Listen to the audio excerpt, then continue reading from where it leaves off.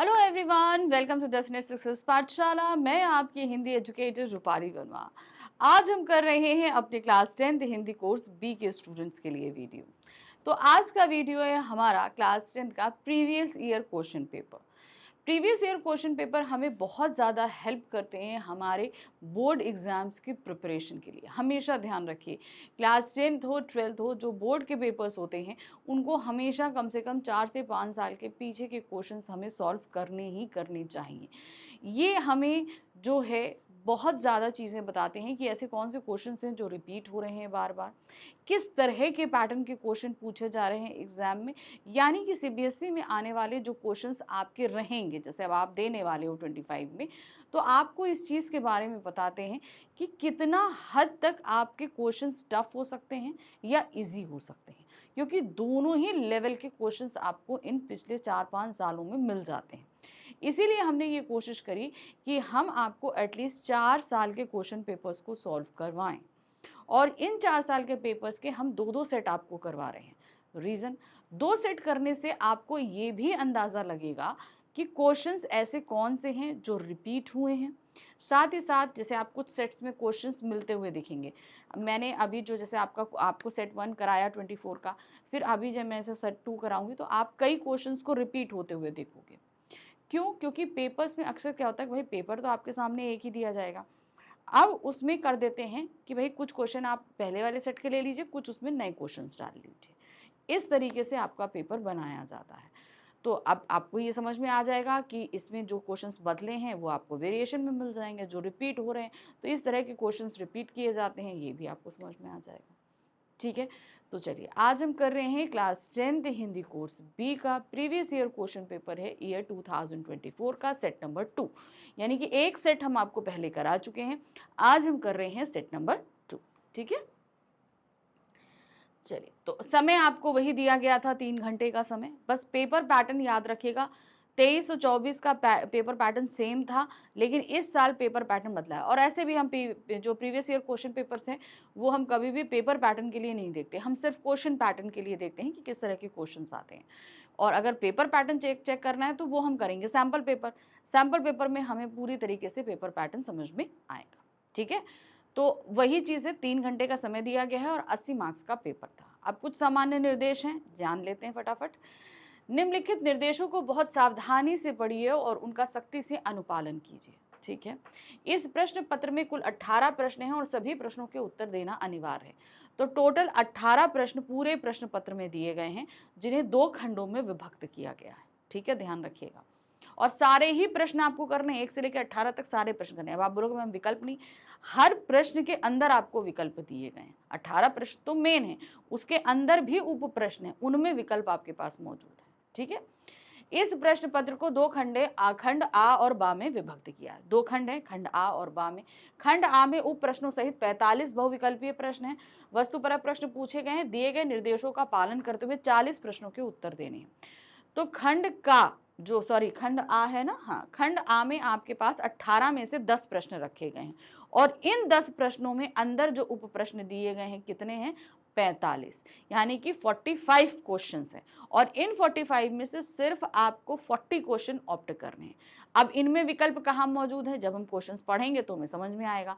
वैसे मैं आपको बता देती हूँ, उसमें सिर्फ व्याकरण में आपके पास मौजूद रहेगा, क्योंकि खंड आ जो है उसमें अपठित बोध है, व्याकरण है, और साथ साथ आपकी बुक शुद्ध जो स्पर्श है उससे प्रश्न पूछे गए हैं, बहुविकल्पीय सिर्फ। ठीक है, खंड बा वर्णनात्मक प्रश्न पूछे गए हैं, आंतरिक विकल्प दिए गए। तो खंड बा में हमारे पास पूरी तरीके से वर्णनात्मक प्रश्न, इसमें हमारी बुक स्पर्श भाग 2, संचयन भाग 2 और रचनात्मक लेखन से आधारित प्रश्न आएंगे। बचे हुए 8 प्रश्न, और सारे प्रश्न हमें करने हैं, विकल्प इन प्रश्नों के साथ अंदर मौजूद है।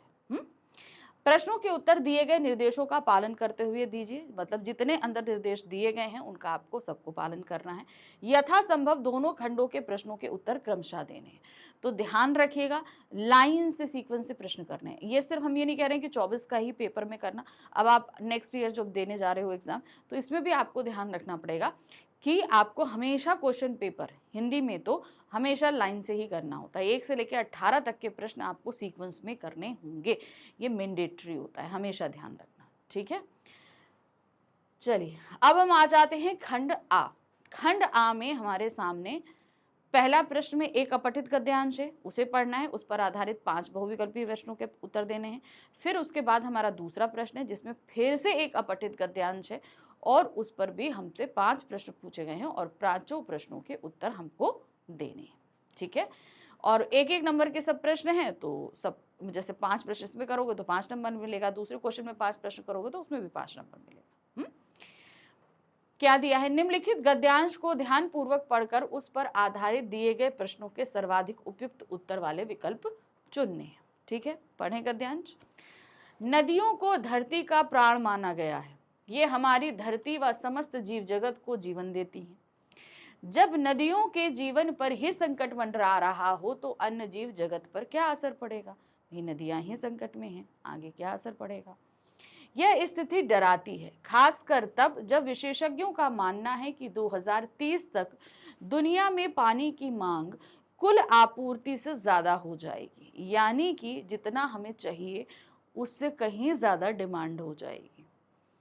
इसका एक बड़ा कारण यह है कि हमने नदियों के प्रवाह को बाधित किया है, उन्हें रोका है, उनके प्रवाह मार्ग में अवरोध पैदा किए हैं, बांध बनाकर उनमें अपनी आत्मा का सर्वस्व उड़ेलने वाली छोटी नदियों की परवाह ही नहीं करी। जो सब कुछ डाल देती हैं उनकी हम परवाह नहीं करते। नदियों के तटों पर अतिक्रमण कर हम विकास का नारा बुलंद कर रहे हैं। नदियां दुखी ना हों तो क्या करें? ब्रिटेन, फ्रांस, जर्मनी, नीदरलैंड सहित अन्य यूरोप के विविध देशों में शायद इसीलिए नदियों के तटबंध तोड़े जा रहे हैं ताकि नदियों को उद्दाम प्रवाह की आज़ादी मिल सके। इस प्रसंग में छोटी नदियों को पुनर्जीवित करना बहुत जरूरी है, क्योंकि छोटी नदियां न केवल किसी क्षेत्र विशेष की जल संबंधी जरूरतों को पूरा करती हैं, बल्कि अनेक छोटी नदियां मिलकर किसी बड़ी नदी को अपने समर्पण में समृद्ध भी करती हैं। तो छोटी नदियां जब बड़ी नदियों में मिलती हैं तो उसमें पानी का प्रवाह तेज होता है, इसलिए छोटी नदियां भी बहुत जरूरी हैं। छोटी नदियों को बचाने के लिए संसाधनों से अधिक संकल्प की आवश्यकता है। तो छोटी नदियों को बचाना, संसाधन ही जरूरी नहीं, हमें अपना संकल्प भी बहुत जरूरी है कि इसको हम करें। भूजल स्तर, पारिस्थितिक तंत्र एवं जैव विविधता को स्थिर रखने के लिए नदियों के प्रवाह क्षेत्र को अतिक्रमण से बचाना व प्रदूषण मुक्त रखना बेहद जरूरी है। शासन, प्रशासन व आम जन की दृढ़ इच्छा शक्ति, निगरानी और नियंत्रण द्वारा ही नदियों को बचाया जा सकता है। तो ये हम कहें कि सिर्फ सरकार का काम है, नहीं, आम लोगों की भी बहुत बड़ी रिस्पॉन्सिबिलिटी बनती है कि हम भी ये सारी चीज़ों को समझें, अवेयर हों और नदियों को बचाएं। चलिए अब इस पर हमारे पास आ रहे हैं 5 बहुविकल्पीय प्रश्न। ठीक है, पहला प्रश्न है, गद्यांश के अनुसार कौन सी स्थिति डराती है? बताइए। जलीय जीव जंतु की संख्या का कम होना, दूसरा है नदियों के तटों पर औद्योगिक विकास होना, नदियों का अपने मार्ग को छोड़कर बहना, या जीवनदायी नदियों का प्रदूषित होना। तो गद्यांश के अनुसार कौन सी स्थिति डराती है? वो है जीवनदायी नदियों का प्रदूषित होना। नदियां जिस तरीके से गंदी हो रही हैं, प्रदूषित हो रही हैं, ये वाकई ही डरने की स्थिति है। नेक्स्ट है, विशेषज्ञ 2030 तक किस बात के लिए सचेत कर रहे हैं? पानी की आपूर्ति से कहीं ज्यादा मांग हो जाएगी, है ना, यही चीज कही। लगभग सभी नदियां प्रदूषित हो जाएंगी, हमें नदियों का प्रवाह बाधित करना पड़ेगा, हमें छोटी नदियों की परवाह करनी होगी, जल की आपूर्ति जल की मांग से बहुत कम हो जाएगी। अब ये चीज थोड़ा उन्होंने पलट दिया, वही चीज दूसरे शब्दों में कर दी, यानी कि जल की जितनी सप्लाई हो रही है वो कम हो जाएगी, मांग से आपूर्ति बहुत कम हो जाएगी। तो यहाँ पर डी ऑप्शन हमारा सही होगा। नेक्स्ट है, नदियों को जीवित रखने के लिए क्या क्या करना होगा? अगर हमें नदियों को जीवित रखना है तो हमें यहाँ पर क्या करना होगा? तट अतिक्रमण रोक करना होगा, पुनर्जीवित करने की कोशिश करनी होगी, आत्मा का सर्वस्व उड़ेलना होगा, विकास का नारा बुलंद करना होगा। तो यहाँ पर सबसे ज्यादा क्या है, हमें तटों का अतिक्रमण पर रोकना होगा, तट पे जो अतिक्रमण हो रहा है, और पुनर्जीवित करने की कोशिश, छोटी नदियों को पुनर्जीवित करने की कोशिश। तो पहला और दूसरा यहाँ हमारा सही है। चलिए अब हमारे पास आ गया कथन और कारण आधारित प्रश्न। क्या दिया है? निम्नलिखित कथन और कारण को पढ़िए, उसके बाद दिए गए विकल्पों में से कोई एक आपको चुनना है। तो पहले कथन कारण है, इधर नीचे विकल्प दिए गए। क्या है? यूरोप के देशों में नदियों के तटबंध तोड़े जा रहे हैं। बिल्कुल सही है, ये बात तो कही गई है। नदियों का उद्दाम प्रवाह की आजादी मिले और वे पुनर्जीवित हो सके। बिल्कुल सही है यहाँ पर। तो कथन सही है, कारण सही है, और कारण कथन की सही व्याख्या कर रहा है। तो यहाँ पर आप सी ऑप्शन में देखेंगे, ये हमारा सही है। कथन व कारण दोनों सही है तथा कारण कथन की सही व्याख्या करता है। ठीक है, नेक्स्ट आ जाते हैं, जैव विविधता से अभिप्राय क्या है? जैव विविधता, ठीक है, ऑप्शन देखिए, पृथ्वी पर जीव जंतुओं की विविधता, पृथ्वी पर पेड़ पौधों की विविधता, जीव जंतुओं और वनस्पतियों की विविधता, मानवीय जीवन में विविधता। तो यहाँ पर जैव विविधता से जीव जंतुओं और पेड़ पौधों दोनों की विविधता की बात करी जा रही है। तो बात करेंगे हम यहाँ पर सही ऑप्शन थर्ड वाले पे। ठीक है, नेक्स्ट आ जाते हैं। अब हमारे पास आ गया हमारा दूसरा गद्यांश। सेम एज इट इज गद्यांश को पढ़ेंगे, जो 5 बहुविकल्पीय प्रश्न दिए गए हैं उनको हम मार्क करेंगे। ठीक है, देखिए क्या है। निम्नलिखित गद्यांश को ध्यानपूर्वक पढ़कर उस पर आधारित प्रश्नों के सर्वाधिक उपयुक्त उत्तर वाले विकल्प हमको चुनने हैं। तो 5 प्रश्न रहेंगे, इन पर 1-1 नंबर का 1-1 प्रश्न है, और 5 करेंगे तो 5 नंबर हो जाएंगे। देखिए क्या है। ग्रीष्म अवकाश के समय को पढ़ाई के दबाव के परे रचनात्मक सोच, सामुदायिक समझ और रिश्तों के जुड़ाव को पोषित करने में लगाना चाहिए। यानी कि समर वेकेशन में हमारे पास पढ़ाई का तो प्रेशर रहता नहीं, तो उन्हें हमें कुछ रचनात्मक कार्य यानी कि कुछ इनोवेटिव करना चाहिए, कुछ नई चीज़ें करनी चाहिए, नई स्किल्स सीखनी चाहिए। साथ ही साथ यहाँ पर इन्होंने क्या बताया, सामुदायिक समझ, यानी कि जो हमारा समूह है, समुदाय है, परिवार है, रिश्ते हैं, इनको समझने में लगाना चाहिए। और रिश्तों के जुड़ाव को पोषित करने में लगाना जरूरी है, यानी कि रिश्ते हेल्दी बने तो उनके साथ ज्यादा से ज्यादा समय बिताइए। सामुदायिक केंद्रों से जुड़े और सेवा देने वाले बच्चों का स्वास्थ्य बेहतर होता है। ऐसे बच्चे न केवल समाज से जुड़ते हैं बल्कि खुश भी रहते हैं। ये जुड़ाव बच्चों की मानसिक और शारीरिक सेहत संवारने के साथ ही मानवीय प्रवृत्तियों को भी सार्थक दिशा देता है। छुट्टियों का समय रिश्तों, नातों को जानने और जीने का भी मौका होता है। पहले संयुक्त परिवार में बच्चे दादा दादी, चाचा चाची, ताऊ ताई, बुआ के साथ रहकर बड़े होते थे। रिश्तेदारों का आना जाना भी खूब होता था। भाई पहले जब संयुक्त परिवार थे तो लोग एक दूसरे से मिलने में ज्यादा समय बिताते थे, सबसे मिलने के लिए। मगर अब ऐसी व्यस्त जिंदगी है कि बच्चे सिर्फ अपने माता पिता को ही जानते हैं। छुट्टियों का यह समय ऐसे संबंधों को जीने और जानने में लगाया जाए, यह खुद बच्चों के लिए ही नहीं, हमारे पारिवारिक और सामाजिक ताने बाने को सहेजने के लिए भी जरूरी है। बहुत जरूरी है कि हम इनको सहेज कर रखें। कुछ साल पहले एक ऑनलाइन पर्यटन कंपनी द्वारा किए गए परिवार सर्वेक्षण के अनुसार 97% भारतीय किशोरों, 97% ने महसूस किया कि परिवार की छुट्टियां उन्हें अपने भाई बहनों के करीब लाती हैं। 69% ने माना कि उनकी पसंदीदा यादें परिवार के साथ बिताई छुट्टियों से जुड़ी हैं। जो फैमिली के साथ उन्होंने छुट्टियां बिताई वो सबसे अच्छी थी। बहुत से सामाजिक मनोवैज्ञानिक अध्ययन भी बताते हैं कि अवकाश का समय बच्चों को नई ऊर्जा और उत्साह से भर देता है। छुट्टियां बच्चों को खुश और होशियार बनाती हैं, सामाजिक कौशल सिखाती हैं। यह अभिभावकों के साथ अनौपचारिक रूप से संवाद करने का समय होता है।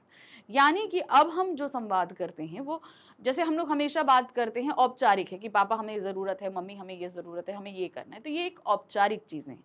अनौपचारिक होता है कि हाँ मम्मी हम लोग ये आज बनाते हैं, चलो हम लोग वहाँ गए थे तो कितना मज़ा आया था। तो वो जो फॉर्मल बातें होती हैं वो सारी चीज़ें। छुट्टियां बच्चों को खुश और होशियार बनाती हैं, सामाजिक कौशल सिखाती हैं। यह अभिभावकों के साथ अनौपचारिक रूप से संवाद करने का समय होता है। भटकाव के मौजूदा परिवेश में ऐसा खुला संवाद किशोरों की मानसिकता समझने में सहायक होता है। अगर हम इस तरीके से अपने बच्चों से बात करते हैं तो हम बच्चों की मानसिकता को समझ सकते हैं और भविष्य में वो कहीं भटके नहीं, किसी गलत की संगत में ना पड़ें, उससे हम उनको पहले ही बचा लेंगे। नई पीढ़ी को दिशाहीन होने से बचा सकता है, समय रहते अभिभावकों को सचेत कर सकता है। तो इस तरह का एक हेल्दी कन्वर्सेशन जो है वो पेरेंट्स और जो है बच्चों के बीच में होना चाहिए, ये बहुत जरूरी है। अब इस पे है 5 बहुविकल्पीय प्रश्न। पहला प्रश्न क्या है, बच्चों के बीच रचनात्मक सोच, सामुदायिक समझ और रिश्तों से जुड़ाव को पोषित करने के लिए क्या अपेक्षित है, क्या जरूरी है? रचनात्मक गतिविधियों में भागीदारी, ग्रीष्मावकाश का सदुपयोग, परस्पर परिचर्या में सभी की भागीदारी या शिक्षा की बुनियाद रखना। तो बहुत जरूरी है वो है ग्रीष्मावकाश का सदुपयोग, क्योंकि इस समय हमारे पास पढ़ाई का प्रेशर नहीं होता है, तब हम इसको सही तरीके से कर सकते हैं। अब हमारे पास में दिया गया है क्या, फिर से चलिए देखिए, सामुदायिक केंद्रों में सेवा देने वाले बच्चे किस प्रकार लाभान्वित होते हैं? जो सामुदायिक केंद्रों में अपना श्रम देते हैं वो कैसे होते हैं? बेहतर स्वास्थ्य पाकर, प्रसन्नचित्त होकर, व्यस्त होकर या वेतन पाकर। तो कैसे होते हैं भाई? उनका स्वास्थ्य बेहतर होता है और वो खुश भी रहते हैं। तो यहाँ पर पहला और दूसरा सही है। नीचे विकल्प में आइए, ए ऑप्शन में देखिए, वहां पर फर्स्ट और सेकेंड लिखा हुआ है, तो यहाँ पर ए ऑप्शन हमारा सही होगा। नेक्स्ट आते हैं, अब पारिवारिक संबंधों में क्या बड़ा परिवर्तन हुआ है? अब पारिवारिक संबंधों में क्या परिवर्तन हुआ है? एकल परिवारों का सीमित होना है, एकल परिवार सीमित हो रहे हैं। संयुक्त परिवारों में वृद्धि होना है, एकल परिवारों में वृद्धि होना है, या पड़ोस संस्कृति की समाप्ति है। तो अब पारिवारिक में क्या हो रहा है, वो है एकल परिवारों में वृद्धि हो रही है, यानी कि जो न्यूक्लियर फैमिलीज हैं अब वो बढ़ रही हैं। अब जॉइंट फैमिलीज आपको बहुत कम देखने के लिए मिलेंगी। चौथा प्रश्न हमारे पास में यहाँ क्या दिया गया है, निम्नलिखित कथन तथा कारण को पढ़िए और उसके बाद दिए गए विकल्पों में से कोई एक सही विकल्प आपको चुनकर लिखना है। कथन है, पारिवारिक ताने बाने को सहेजने की आवश्यकता है। बिल्कुल सही है। परिवारों और समाज के संकुचित होने से स्वस्थ सामाजिक विकास अवरुद्ध हो रहा है। तो यहाँ पर हम देख रहे हैं कि ये बिल्कुल सही है। तो यहाँ पर कथन भी सही है, कारण भी सही है, और कारण कथन की सही व्याख्या करता है। बिल्कुल सही है। ठीक है, चलिए अब आगे बढ़ते हैं। यहाँ पर निम्नलिखित में से कौन सा या कौन से वाक्य गद्यांश से मेल खाता है या खाते हैं? ऑप्शन पढ़ते हैं, देखिए। अवकाश बच्चों में नई ऊर्जा और उत्साह भरता है, ये बात तो गद्यांश में बोली गई है। ठीक है। छुट्टियों में भाई बहनों के समीप आने की संभावना बढ़ती है, ये भी सही है। नेक्स्ट है, माता पिता से बहुत कुछ जानने सीखने का अवसर मिलता है, ये भी सही है। नई पीढ़ी के दिशा होने की संभावना, ऐसा तो कोई नहीं है। तो यहाँ पर पहले तीन हमारे ऑप्शन सही हैं। तो नीचे आते हैं यहाँ पर, हाँ, यहाँ डी पे देखिए, फर्स्ट, सेकेंड और थर्ड ये ऑप्शन सही हैं, तो हम डी पे टिक मार्क करेंगे। ठीक, चलिए नेक्स्ट आ जाते हैं। अब हमारे पास अपठित बोध खत्म हो गए, दोनों गद्यांश खत्म हो गए। अब हमारे पास में आ रहा है हमारे व्याकरण आधारित प्रश्न। तो व्याकरण के टॉपिक क्या हैं? पदबंध है, रचना के आधार पे वाक्य के भेद हैं, समास है और मुहावरे हैं। ये दिया गया है। अब ये हमें करने हैं, सिर्फ मुहावरे को छोड़कर बाकी सब में 5-5 प्रश्न दिए गए और हमें 4-4 करने हैं। मुहावरे में आपके पास 6 प्रश्न रखे गए और हमें 4 करने हैं। ठीक है, देखिए क्या दिया गया है। सबसे पहला प्रश्न जो व्याकरण का है और प्रश्न पत्र का तीसरा प्रश्न है, निम्नलिखित पदबंध पर आधारित निम्नलिखित 5 बहुविकल्पीय प्रश्नों में से किन्हीं 4 प्रश्नों के उत्तर देने हैं। तो पदबंध पे रखे गए हैं 5 प्रश्न, करने हैं 4 प्रश्न। ठीक है, बहुविकल्पी है, 1-1 नंबर के रहेंगे। देखिए क्या है, हरिहर काका अपने हिस्से की जमीन ठाकुर जी के नाम लिख दें, रेखांकित में पदबंध भेद होगा। तो ध्यान दीजिए, यहाँ पर बात करी जा रही है अपने हिस्से की जमीन। तो हम इस पूरे पदबंध में किसके बारे में बात कर रहे हैं? जमीन के बारे में। जमीन एक संज्ञा शब्द है। इसी के साथ ध्यान दीजिए, जो पदबंध में अंडरलाइन होती है उसमें लास्ट वर्ड क्या है? लास्ट वर्ड है हमारा जमीन, जो कि एक संज्ञा है। तो इस तरीके से ये होगा रेखांकित पदबंध, संज्ञा पदबंध। ठीक है, नेक्स्ट आते हैं, लोग प्रत्यक्ष और परोक्ष रूप से 2 वर्गों में बंटने लगे थे, रेखांकित पदबंध होगा। अब देखिए, बंटने लगे थे, ये क्रिया को बता रहा है। ठीक है, तो सीधे सीधे ये हमारा क्या हो जाएगा? क्रिया पदबंध। कौन सा पदबंध है? क्रिया पदबंध। ठीक, नेक्स्ट आते हैं, महंत जी लड़ाकू, चालाक और दबंग प्रवृत्ति के आदमी है, रेखांकित का पदबंध भेद होगा। अब यहाँ पर अंडरलाइंड है लड़ाकू, चालाक और दबंग। ये क्या चीज बता रहा है? ये महंत जी की विशेषता को बता रहा है। महंत क्या है? संज्ञा है। उनकी विशेषता बताने वाले शब्द क्या हो जाएंगे? विशेषण। तो इस तरीके से ये पदबंध होगा विशेषण पदबंध। कौन सा पदबंध है? विशेषण पदबंध। नेक्स्ट आते हैं, उनके जाल में फंसी चिड़िया पकड़ के बाहर हो गई, रेखांकित पदबंध होगा। अब यहाँ पर जो पदबंध देखिए क्या है, उनके जाल में फंसी चिड़िया। अब चिड़िया शब्द क्या है? चिड़िया संज्ञा है, और इस पूरे पदबंध में हम बात किसके बारे में कर रहे हैं? हम चिड़िया के बारे में बात कर रहे हैं, क्योंकि वो पहुंच के बाहर हो गई। और साथ ही साथ जो अंडरलाइन वर्ड है उसमें लास्ट वर्ड भी चिड़िया है, जो कि एक संज्ञा है। तो सीधे सीधे ये हमारा क्या होगा? संज्ञा पदबंध। पांचवा प्रश्न है, निम्नलिखित में से क्रिया विशेषण पदबंध छांट कर लिखना है। ठीक है, क्रिया, अब जैसे ऐसा कोई प्रश्न आए ना, तो सबसे पहले ये देखना कि क्रिया क्या है, पूरे उसमें आपको क्रिया ढूंढनी है। तो अब आपको चारों ही वाक्य सेम है, ठीक है, आप ढूंढ लो क्रिया क्या है। तो हम यहाँ पर होगा जुट गए, जुट गए ये हमारी क्रिया है। ठीक है, अब जुट गए अगर क्रिया है तो उसके साथ लगाने हैं हमें 4 वाक्य, कैसे, कब, कहाँ, कितना।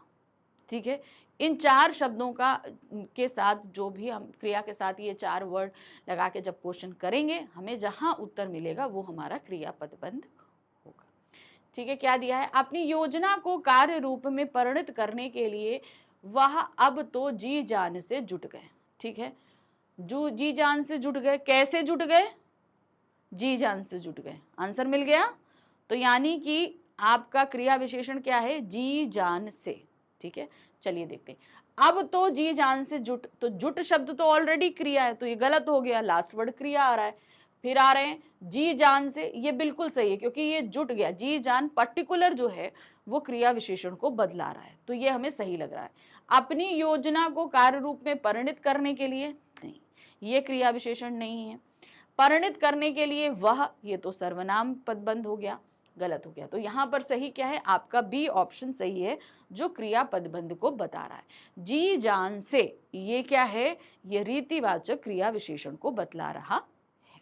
ठीक है, चलिए अब हम आ गए प्रश्न संख्या 4, जहां पे रचना के आधार पर वाक्य भेद पर रखे गए हैं 5 प्रश्न और करने हैं 4 प्रश्न। निर्देशानुसार रचना के आधार पर वाक्य भेद पर आधारित निम्नलिखित 5 बहुविकल्पीय प्रश्नों में से किन्हीं 4 प्रश्नों के उत्तर देने हैं। ठीक है, पहला है, निम्नलिखित में से उपयुक्त सरल वाक्य छांट कर लिखिए। अब ये 4 वाक्यों में से हमें सरल वाक्य ढूंढना है। ठीक, चलिए देखिए क्या है। गांव का वातावरण तनावपूर्ण हो गया और लोग कुछ घटित होने की प्रतीक्षा करने लगे। तो ये तो एक संयुक्त वाक्य है, 2 वाक्य हैं और अव्यय से जुड़े हुए हैं। ठीक है, नेक्स्ट आते हैं, उनके भाई निवेदन करने लगे कि अपनी जमीन वे उन्हें लिख दें। अब यहाँ पर की जैसा अव्यय लगा है 2 वाक्यों के बीच में, तो ये एक मिश्र वाक्य हो गया। नेक्स्ट आते हैं, इस विषय पर हरिहर काका ने मुझसे काफी देर तक बात की। तो ये हमें एक सरल वाक्य लग रहा है। ठीक है, आखिरी पढ़ते हैं, जहां कहीं एकांत पाते कह उठते विलंब ना करो हरिहर। तो यहाँ पर पहला वही दिया है, जहां कहीं, इससे हमें पता चल रहा है कि ये एक मिश्र वाक्य बन जा रहा है, क्योंकि पहले वाक्य में ही अपूर्णता हो रही है, अव्यय लग रहा है ना। तो यहाँ पर सही क्या है? इस विषय पर हरिहर काका ने मुझे काफी देर तक बात की, ये हमारा सही तरीके से सरल वाक्य होगा। नेक्स्ट आते हैं, जब तुम मरोगे तो तुम्हारी आत्मा को ले जाने के लिए स्वर्ग से विमान आएगा। रचना के आधार पर वाक्य भेद है। अब ध्यान से पढ़ो, पहला सेंटेंस क्या है? जब तुम मरोगे। तो जैसे ही हम ये पढ़ रहे हैं तो हमें क्या लग रहा है? अपूर्णता है, और जब जैसा अव्यय लगा है तो सीधे सीधे ये क्या हो गया? मिश्र वाक्य हो गया। कौन सा वाक्य है? मिश्र वाक्य। नेक्स्ट आते हैं, जिन्होंने जिंदगी में अपनी जायदाद दूसरों को लिख दी, बाद में उनका जीवन नरक हो गया। रचना के आधार पर वाक्य होगा, जिन्होंने जिंदगी में अपनी जायदाद दूसरों के नाम लिख दी। तो ये पहला ही वाक्य में आप क्या देख रहे हैं? अपूर्णता। तो ये एक मिश्र वाक्य है। और जहां बाद में जो ऑलरेडी क्रिया विशेष जो अव्यय लगा हुआ है, संबंध बोधक अव्यय लगा है ना, तो ये आपको अब जो है पहले वाक्य में के अर्थ को समझने में मदद कर रहा है। तो सीधे सीधे ये मिश्र वाक्य है। चौथा प्रश्न है, ये ठाकुरबाड़ी इस इलाके की बड़ी ठाकुरबाड़ी नहीं है, बल्कि पूरे राज्य में इसका मुकाबला नहीं है। अब रचना के आधार पर वाक्य भेद बताइए। तो यह ठाकुरबाड़ी इस इलाके की बड़ी ठाकुरबाड़ी नहीं है। तो पहले वाक्य में यहाँ पर आपको पूर्णता दिख रही है ना, तो इसलिए ये सीधे सीधे संयुक्त वाक्य में चला जाता है। पांचवें प्रश्न में हमें क्या करना है, सुमेलित करना है। फिगर दिया गया है, चलिए सुमेलित कर लेते हैं।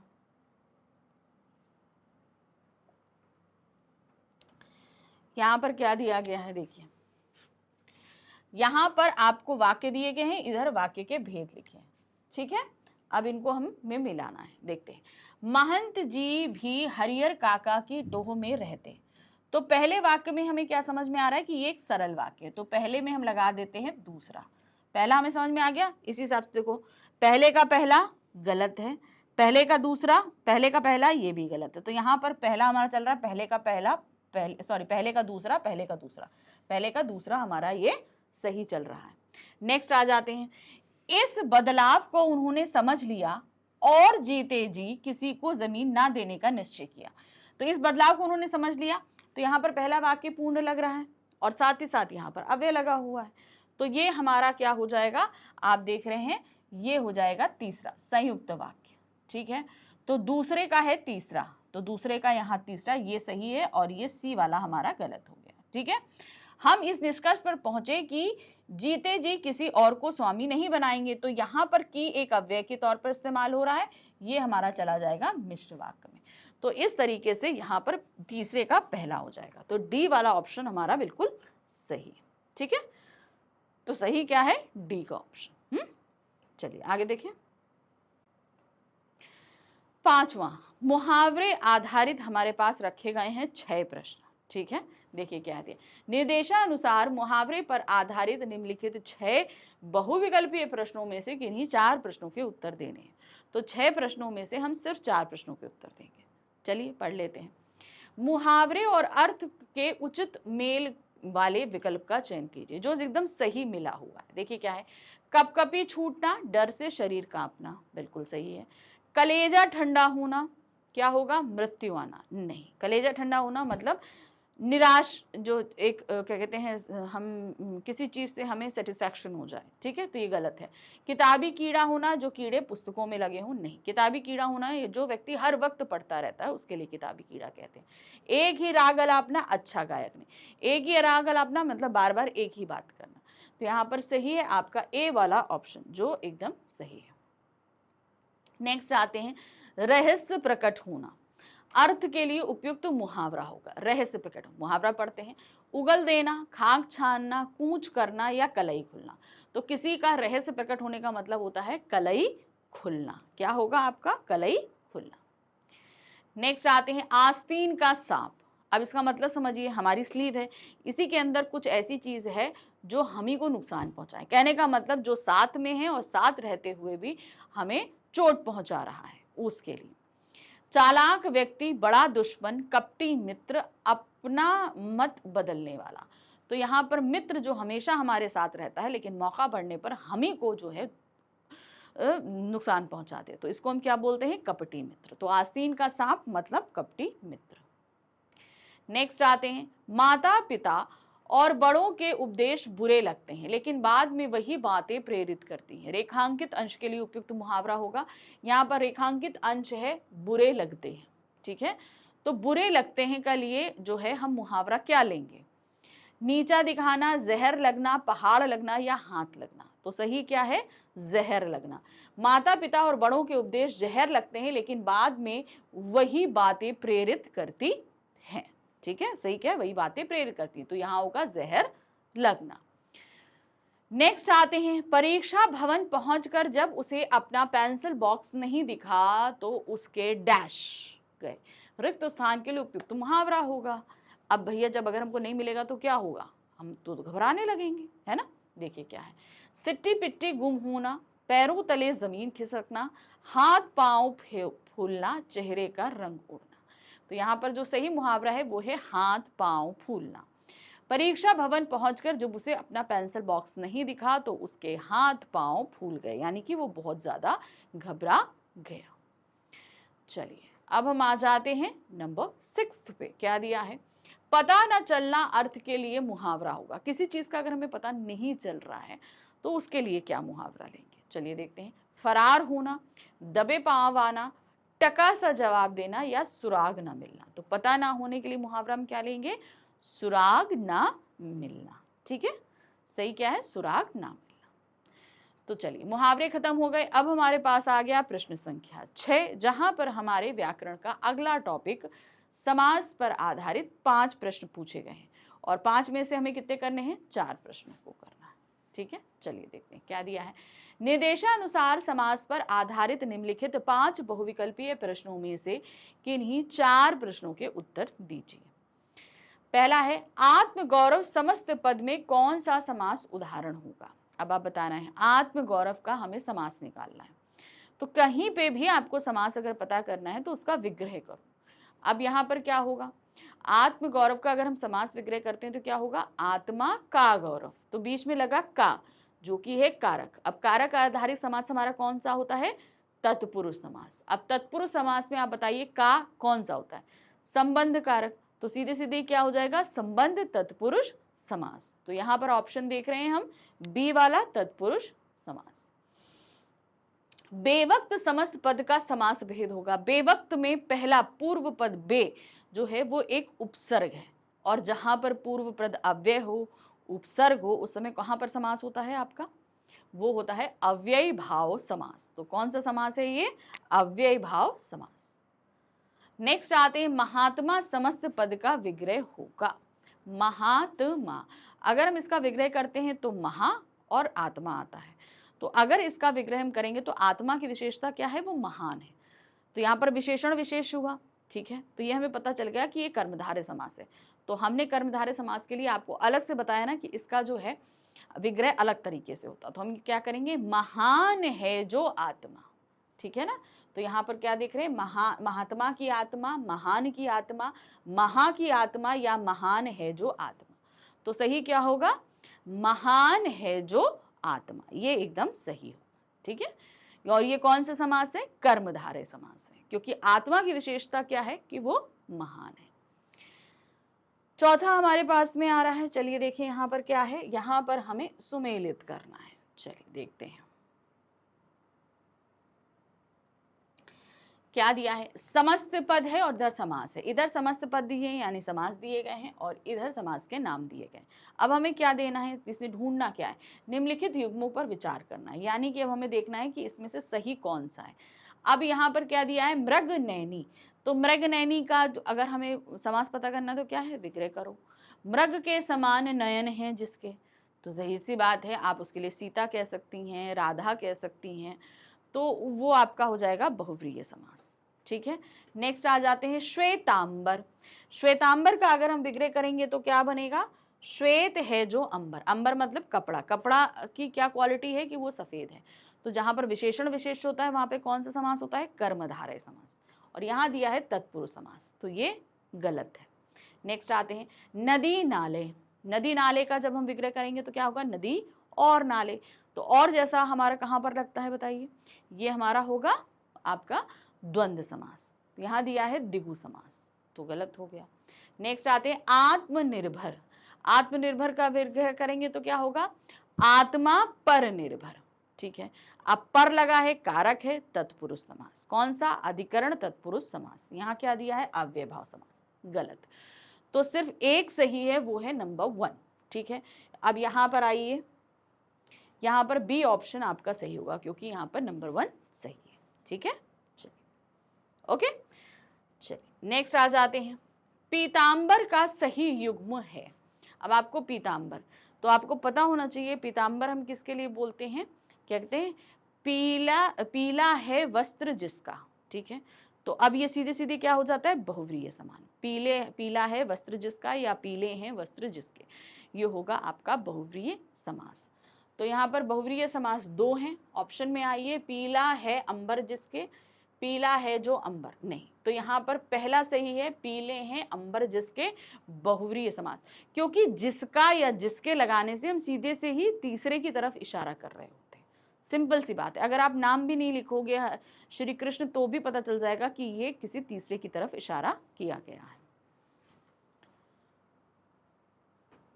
चलिए अब हम आ जाते हैं प्रश्न संख्या 7 में, जहां पर हमारे सामने अब हमारी पाठ्य पुस्तक आधारित प्रश्न आ रहे हैं। क्या दिया गया है देखिए यहाँ पर, गद्य पर आधारित निम्नलिखित प्रश्नों के उत्तर के लिए उचित विकल्प चुनकर लिखिए। तो अब हमारे पास जो हमारे गद्य खंड के अध्याय हैं, 7 अध्याय, उनमें से हमारे सामने रखे गए हैं 2 प्रश्न और दोनों ही प्रश्न करने हैं। ठीक है, चलिए देखिए क्या है। तातारा वामीरों के त्याग से समाज की सोच में क्या परिवर्तन हुआ? तातारा वामीरों ने बलिदान दे दिया प्यार के लिए, फिर समाज में क्या परिवर्तन हुआ? आपसी गांव में जो है वो पारस्परिक व्यवहारिक संबंध होने लगे थे, वैवाहिक संबंध, एक दूसरे गांव में शादियां होने लगी थी, है ना। तो देखिए क्या है, सबने तातारा वामीरों के प्रेम को स्वीकार कर लिया? नहीं, सभी तातारा वामीरों के विवाह के लिए तैयार हो गए? ऐसा भी कुछ नहीं था। अब दूसरे गांवों में भी पारस्परिक वैवाहिक संबंध होने लगे, ये सही है। तातारा वामीरों को अपने गांवों से निष्कासित कर दिया था। यहाँ पर तीसरा ऑप्शन हमारा एकदम सही आएगा। ठीक, चलिए नेक्स्ट क्वेश्चन है, वजीर अली अफगानी हमले की प्रतीक्षा क्यों कर रहा था? अनुपयुक्त विकल्प छांट के लिखिए, यानी कि जो विकल्प सही नहीं है हमें वो छांट कर निकालना है। ठीक है, देखिए क्या है, अंग्रेजों को चारों तरफ से घेरने के लिए, सही है। शहादत अली को जान से मारने के लिए, नहीं, वो शहादत अली को तख्त से हटाना चाहता था पर जान से नहीं मारना चाहता था। अवध से शहादत अली को हटा अपना तख्त पाने के लिए, सही है। अंग्रेजों को हिंदुस्तान से बाहर निकालने के लिए, ये भी सही। तो जो गलत ऑप्शन है वो है आपका बी, शहादत अली को जान से मारने के लिए। चलिए अब हमारे पास में यहाँ क्या आ गया, यहाँ पर हमारे पास आ गया अब हमारे गद्य पाठों पर आधारित एक गद्यांश। 7 अध्यायों में से कोई एक गद्यांश रखा गया है और उस पर आधारित हमें करने हैं 5 बहुविकल्पीय प्रश्न। ठीक, देखिए क्या है, अब भाई साहब बहुत कुछ नरम पड़ गए थे। कई बार मुझे डांटने का अवसर पाकर भी उन्होंने धीरज से काम लिया। चाहते तो डांटते लेकिन उन्होंने डांटा नहीं। शायद अब वह खुद समझने लगे थे कि मुझे डांटने का अधिकार उन्हें नहीं रहा, या रहा भी तो बहुत कम।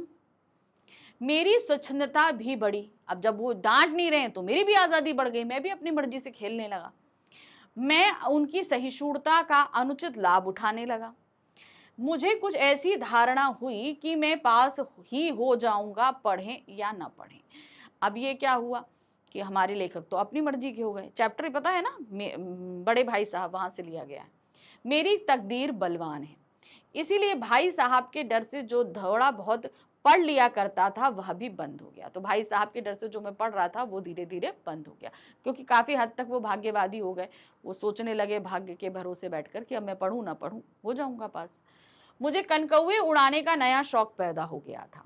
अब सारा समय पतंगबाजी की ही भेंट होता था। फिर भी मैं भाई साहब का अदब करता था और उनकी नजर बचाकर कनकौए उड़ाता था। मांझा देना, कन्ने बांधना, पतंग टूर्नामेंट की तैयारियां आदि समस्याएं सब गुप्त रूप से हल की जाती, मतलब चुपचाप हल की जाती। मैं भाई साहब को यह संदेह ना करने देना चाहता था कि उनका सम्मान और लिहाज मेरी नजरों में कम हो गया है। मतलब इस चीज का ऐसा, भाई आप डांट नहीं रहे हो, मैं अपनी मर्जी से काम कर रहा हूँ, लेकिन तब भी ये बता रहा है कि मैं आपकी बहुत इज्जत करता हूँ, बहुत सम्मान करता हूँ, इसीलिए चोरी छुपे वो काम करते थे। अब इस पे है 5 प्रश्न। पहला प्रश्न क्या है, बड़े भाई साहब अब छोटे भाई को प्रायः डांटते नहीं डांटते, क्यों? बड़े भाई साहब अब छोटे को नहीं डांटते थे क्योंकि भाई वो देख रहे थे कि भाई वो खेल के साथ पढ़ाई भी कर रहा है और तब भी फर्स्ट आ रहा है, इसलिए वो डांटने का जो एक रीजन था कि वो खेलने जाता था, तो इसलिए उन्हें लगा कि भाई खेल के साथ पढ़ाई के वो प्रथम तो आ ही रहा है, तो अब डांटने की क्या जरूरत है ना। छोटे भाई की घर छोड़ने की धमकी के भय से चुप रहने लगे थे। अब उन दोनों में एक ही कक्षा का अंतर रह गया था।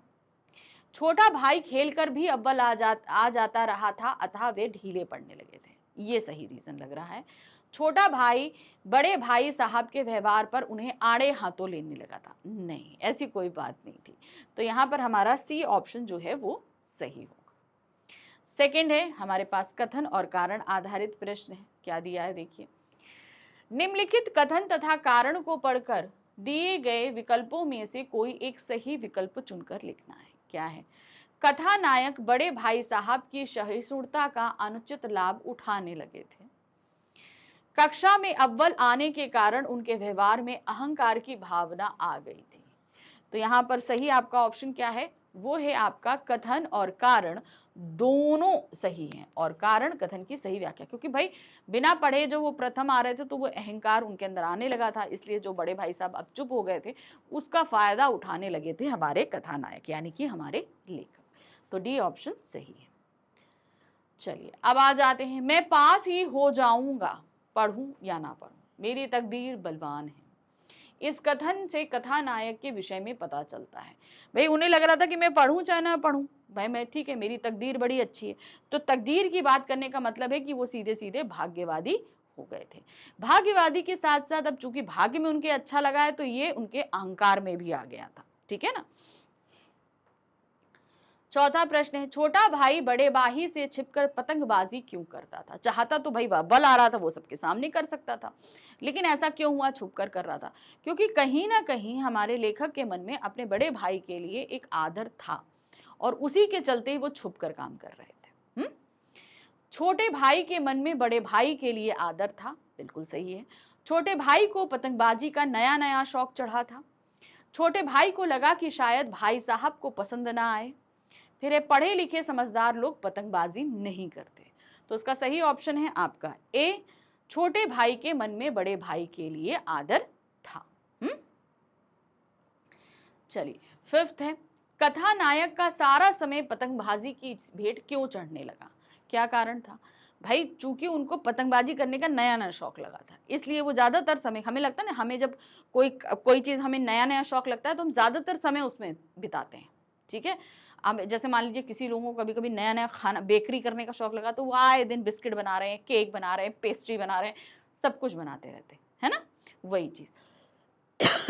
तो क्या था, पतंगबाजी का नया नया शौक लगने के कारण, विद्यालय में आयोजित पतंग टूर्नामेंट के कारण, बड़े भाई साहब द्वारा डांट फटकार न लगाने के कारण, या विद्यालय में हुए ग्रीष्म अवकाश के कारण। तो इसका सही क्या है, उन्हें नया नया पतंगबाजी का शौक लगा था, इस कारण। चलिए अब हम आगे प्रश्न संख्या 9, जहां पर अब हमारे सामने हमारे काव्य खंड के 7 अध्यायों में से 2 प्रश्न रखे जाएंगे, बहुविकल्पीय, और दोनों हमें करने हैं। ठीक है। काव्य खंड पर आधारित निम्नलिखित प्रश्नों के उत्तर देने के लिए उचित विकल्प का चयन कीजिए। 2 प्रश्न है तो 2 नंबर के रहेंगे। पहला है, सब अंधियारा मिट गया कबीर के दोहे में इस पंक्ति में अंधियारा किसका प्रतीक है?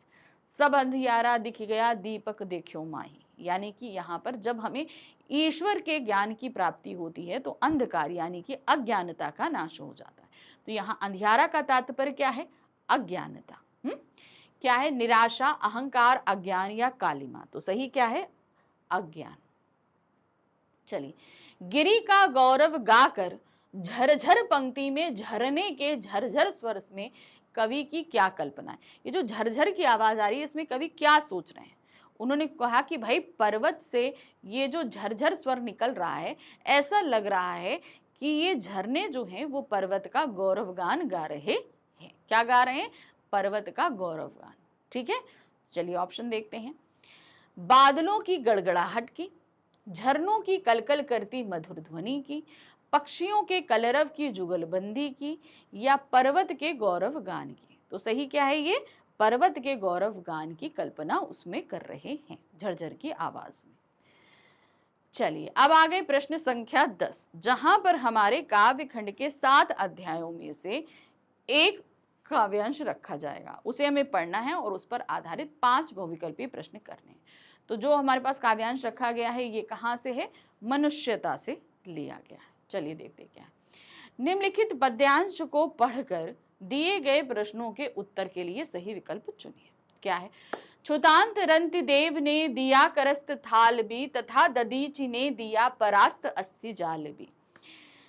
उनीशर क्षितिज ने स्वमांश दान भी किया, सहर्ष वीर कर्ण ने शरीर चर्म भी दिया। अनित्य देह के लिए अनादि जीव क्या डरे, वही मनुष्य है जो कि मनुष्य के लिए मरे।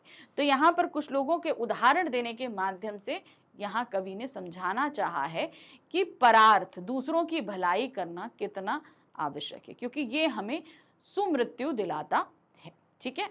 अब इस पर है 5 प्रश्न। पहला है रंतिदेव कौन थे? तो रंतिदेव कौन थे? उन्होंने भूखे व्यक्ति के लिए अपने हाथ का थाल भी दे दिया था। तो सही क्या है यहाँ पर? परमदानी राजा। ठीक है, कौन सा है? परमदानी राजा। नेक्स्ट आते हैं, अच्छा यहाँ स्तंभ मिलाना है, तो चलिए देखते हैं यहाँ स्तंभ कैसे मिलेगा।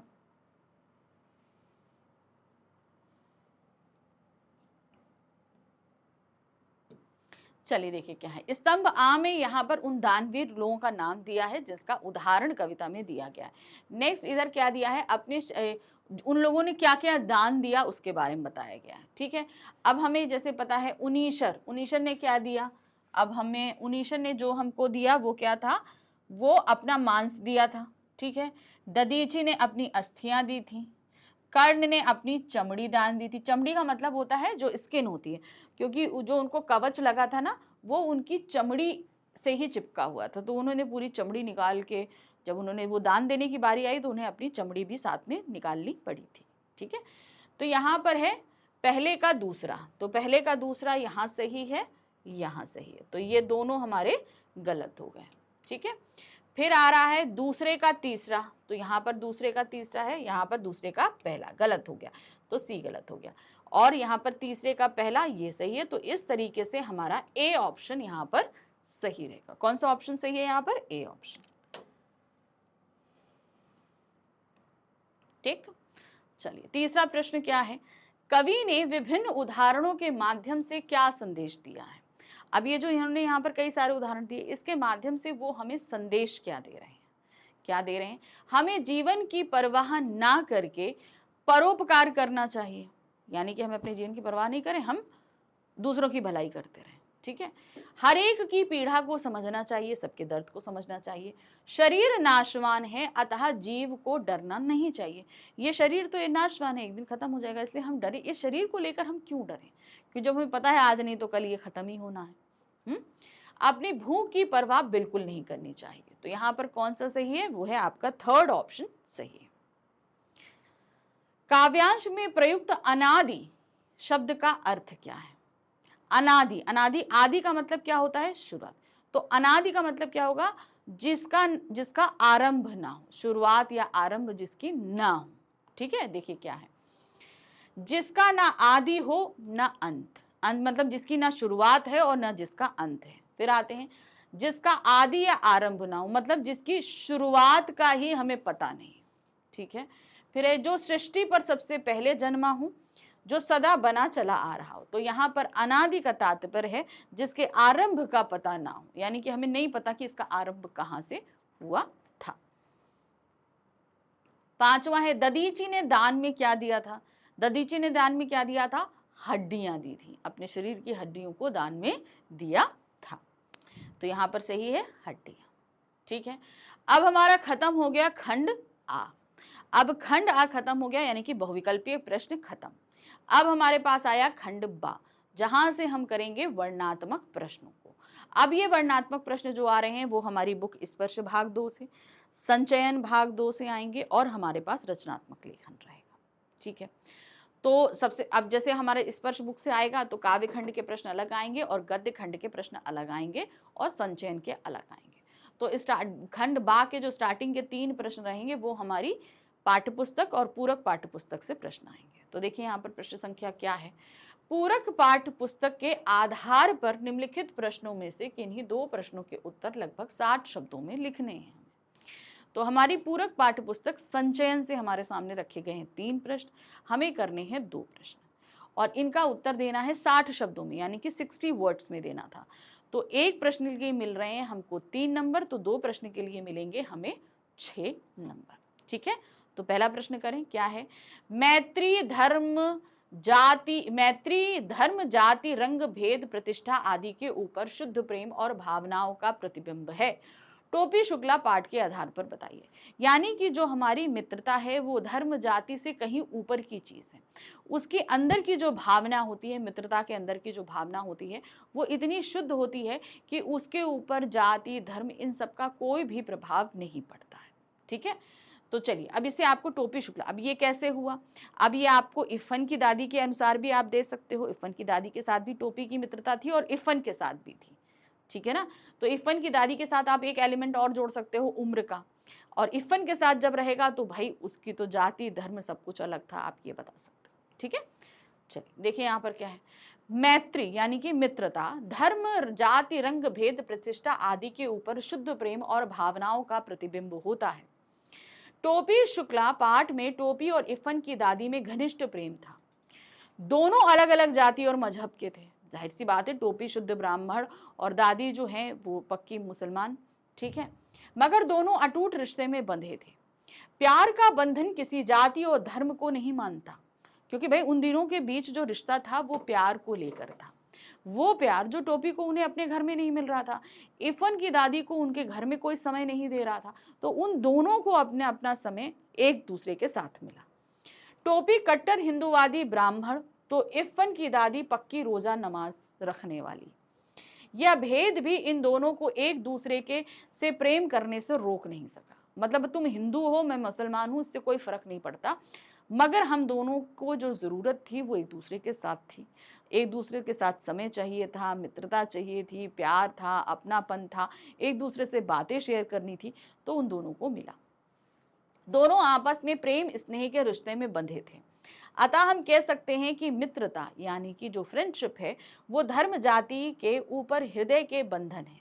शुद्ध प्रेम किसी जाति बंधन से ऊपर होता है। तो जो प्रेम होता है, प्यार होता है, जो मित्रता का बंधन होता है, वो इन सब से परे होता है।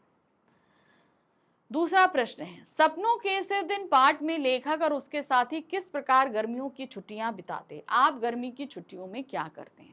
तो लेखक हमारे कैसे बिताते थे भाई, वो जब पहले छुट्टियां होती थी या तो वो नानी के यहाँ चले जाते थे, नानी के यहाँ भी जाकर वहां खूब मस्ती होती थी, आवभगत होती थी, सब कुछ होता था। और मान लो जब नानी के यहाँ नहीं जाते तो गांव में ही जो है तालाब में कूदना, फिर मिट्टी में लौटना, फिर तालाब में कूदना, इस तरीके से उनकी पूरी समर बीत जाती थी खेलते कूदते। और जब आखिरी समय आता था तब लगता था हिसाब किताब किसका, हॉलीडे वर्क का, यानी कि ग्रीष्मा अवकाश का जो गृह कार्य था उसकी तरफ इनका ध्यान जाता है। और फिर दिन गिन गिन के जो है वो काम करने का लगाया जाता है। और एंड में क्या होता है, काम करने से अच्छा है मास्टर साहब के 2 डंडे खा लो, काम तब भी नहीं होता था। लेकिन अब हम लोग की छुट्टियां, जैसे आप लोगों की छुट्टियां हैं, तो किस तरीके से बीतती हैं। आप लोग ज्यादातर कुछ इनोवेटिव वर्क करते हो, कहीं कभी पहाड़ों पर घूमने चले जाते हो, तो इस तरीके से आपका समय बीतता है। देखिए क्या है, लेखक कहता है कि जैसे जैसे उनकी गर्मियों की छुट्टियों के दिन खत्म होने लगे तो वे दिन गिनना शुरू कर देते थे। ठीक है, ये चीज वो करते थे। उनकी जब गर्मी की छुट्टियां होती तो वे खेल कूद करते और ननिहाल जाते थे। वे वहां अपने साथियों के साथ तालाब में नहाते और पेड़ों में से आम तोड़कर खाते थे। जिस साल वे ननिहाल नहीं जाते तब घर में कुछ दूर तालाब पर चले जाते, कपड़े उतार पानी में कूद जाते और कुछ समय बाद भागते हुए एक रेतीले टीले पर जाकर रेत के ऊपर रोटने लगते। तो अब जब शरीर गीला रहेगा तो रेत उस शरीर पर लिपट जाती थी, फिर से जाकर वो तालाब में कूद जाते थे रेत को छुड़ाने के लिए। रेत को पानी से साफ कर फिर टीले की ओर भाग जाते थे, मतलब फिर से पानी से धोया, फिर से तेल की तरफ भाग गए। परंतु हमारी गर्मी की छुट्टियां बिल्कुल अलग ढंग से होती हैं। हम घर पर ही रहकर लूडो, चेस, वीडियो गेम खेलते हैं, कंप्यूटर पर गेम खेलते हैं, इंडोर गेम खेलते हैं, या पर्वतीय स्थानों के सैर के लिए चले जाते हैं। तो कहाँ चले जाते हैं, कभी कभी पर्वतीय क्षेत्रों पर चले जाते हैं। अब है हमारे पास तीसरा प्रश्न, गा क्या दिया है, आपके पड़ोसी काका की स्थिति हरियर काका से मिलती जुलती है, आप उन्हें कैसे समझाएंगे और मदद करेंगे। आपके पड़ोस में एक ऐसे बुजुर्ग हैं जो बिल्कुल हरिहर काका जैसे हैं, यानी कि वो भी इस समाज से और परिवार से धोखे खाए हुए हैं। अब उनकी स्थिति यह है कि वो एकदम चुप हो गए हैं, किसी से बात नहीं करते। तो अब ये जिम्मेदारी आप पर है कि आप उनके साथ कैसे उनकी स्थिति, जाहिर सी बात है हम धीरे धीरे उनके साथ समय बिताना शुरू करेंगे, कामों में उनकी हेल्प करेंगे, उनसे हंसी मजाक करेंगे। तो हो सकता है इस तरीके से अगर हम डेली करें तो एक दिन ऐसा आए कि वो हमसे बात करने लगे और हंसी मजाक भी करने लगे। तो ये प्रयास थोड़ा शुरू में मुश्किल लगेगा, लेकिन फिर थोड़ा सा धीरे धीरे हो सकता है आप इन प्रयासों में सफल भी हो जाए। यदि हमारे पड़ोसी काका की स्थिति हरिहर काका जैसी होती तो हम उनके पास बैठकर उनसे बातें करते। तो कहीं पे भी कोई भी परेशानी, थोड़ा बातें करने से समस्याएं भी हल होती हैं। लोग अगर निराश हैं तो भी वो सही होते हैं। हम उनसे खाने पीने की वस्तुएं बांटते, उनकी पसंद की वस्तुएं उन्हें देते। हम उन्हें हंसी मजाक करने के लिए प्रेरित करते व हंसी मजाक की बातें करके उनको हंसाने की कोशिश करते। हमारे ऐसा करने से शायद किसी दिन वह हमसे बातें करना शुरू कर देते। इस तरह हम अपने पड़ोसी काका की मदद करते। तो उनकी मदद हम इस तरीके से कर सकते थे, मतलब काफी हद तक उनकी हेल्प होती और शायद वो सही भी हो जाते। चलिए, अब हमारे पास है प्रश्न संख्या 12। यहाँ पर हमारे काव्य खंड पर आधारित, यानी कि हम अभी तो हमने पूरक पाठ पुस्तक पे देख लिया। अब हमारी जो बुक है कौन सी, स्पर्श, उसके काव्य खंड के 7 अध्यायों में से हमारे सामने 3 प्रश्न रखे गए हैं, 2 प्रश्न हमें करने हैं। काव्य खंड पर आधारित निम्नलिखित प्रश्नों में से किन्हीं 2 प्रश्नों के उत्तर लगभग 60 शब्दों में लिखिए। क्या दिया गया है? अब एक प्रश्न के 60 शब्दों में लिखना है। एक प्रश्न के लिए हमें कितने प्रश्न नंबर मिल रहे हैं? 3 नंबर मिल रहे हैं। तो 2 प्रश्न करोगे तो कितना हो जाएगा? 6 नंबर। मीरा अपने आराध्य कृष्ण से क्या विनती करती हैं और उन्हें उनके कर्तव्य का स्मरण कराने के लिए क्या करती हैं? तो मीरा ये कहती हैं कि श्री कृष्ण अपने भक्तों पर हमेशा मेहरबान होते हैं, उनकी मदद करते हैं, उनकी पीड़ा को हरते हैं। तो इसको याद दिलाने के लिए वो उनके द्वारा किए गई बातों को भी बताते हैं। क्या कहते हैं कि किस तरीके से आपने प्रहलाद की मदद करी, द्रौपदी की मदद करी, गजराज की मदद करी, ये सारी बात भी वो याद दिलाती है। ठीक है।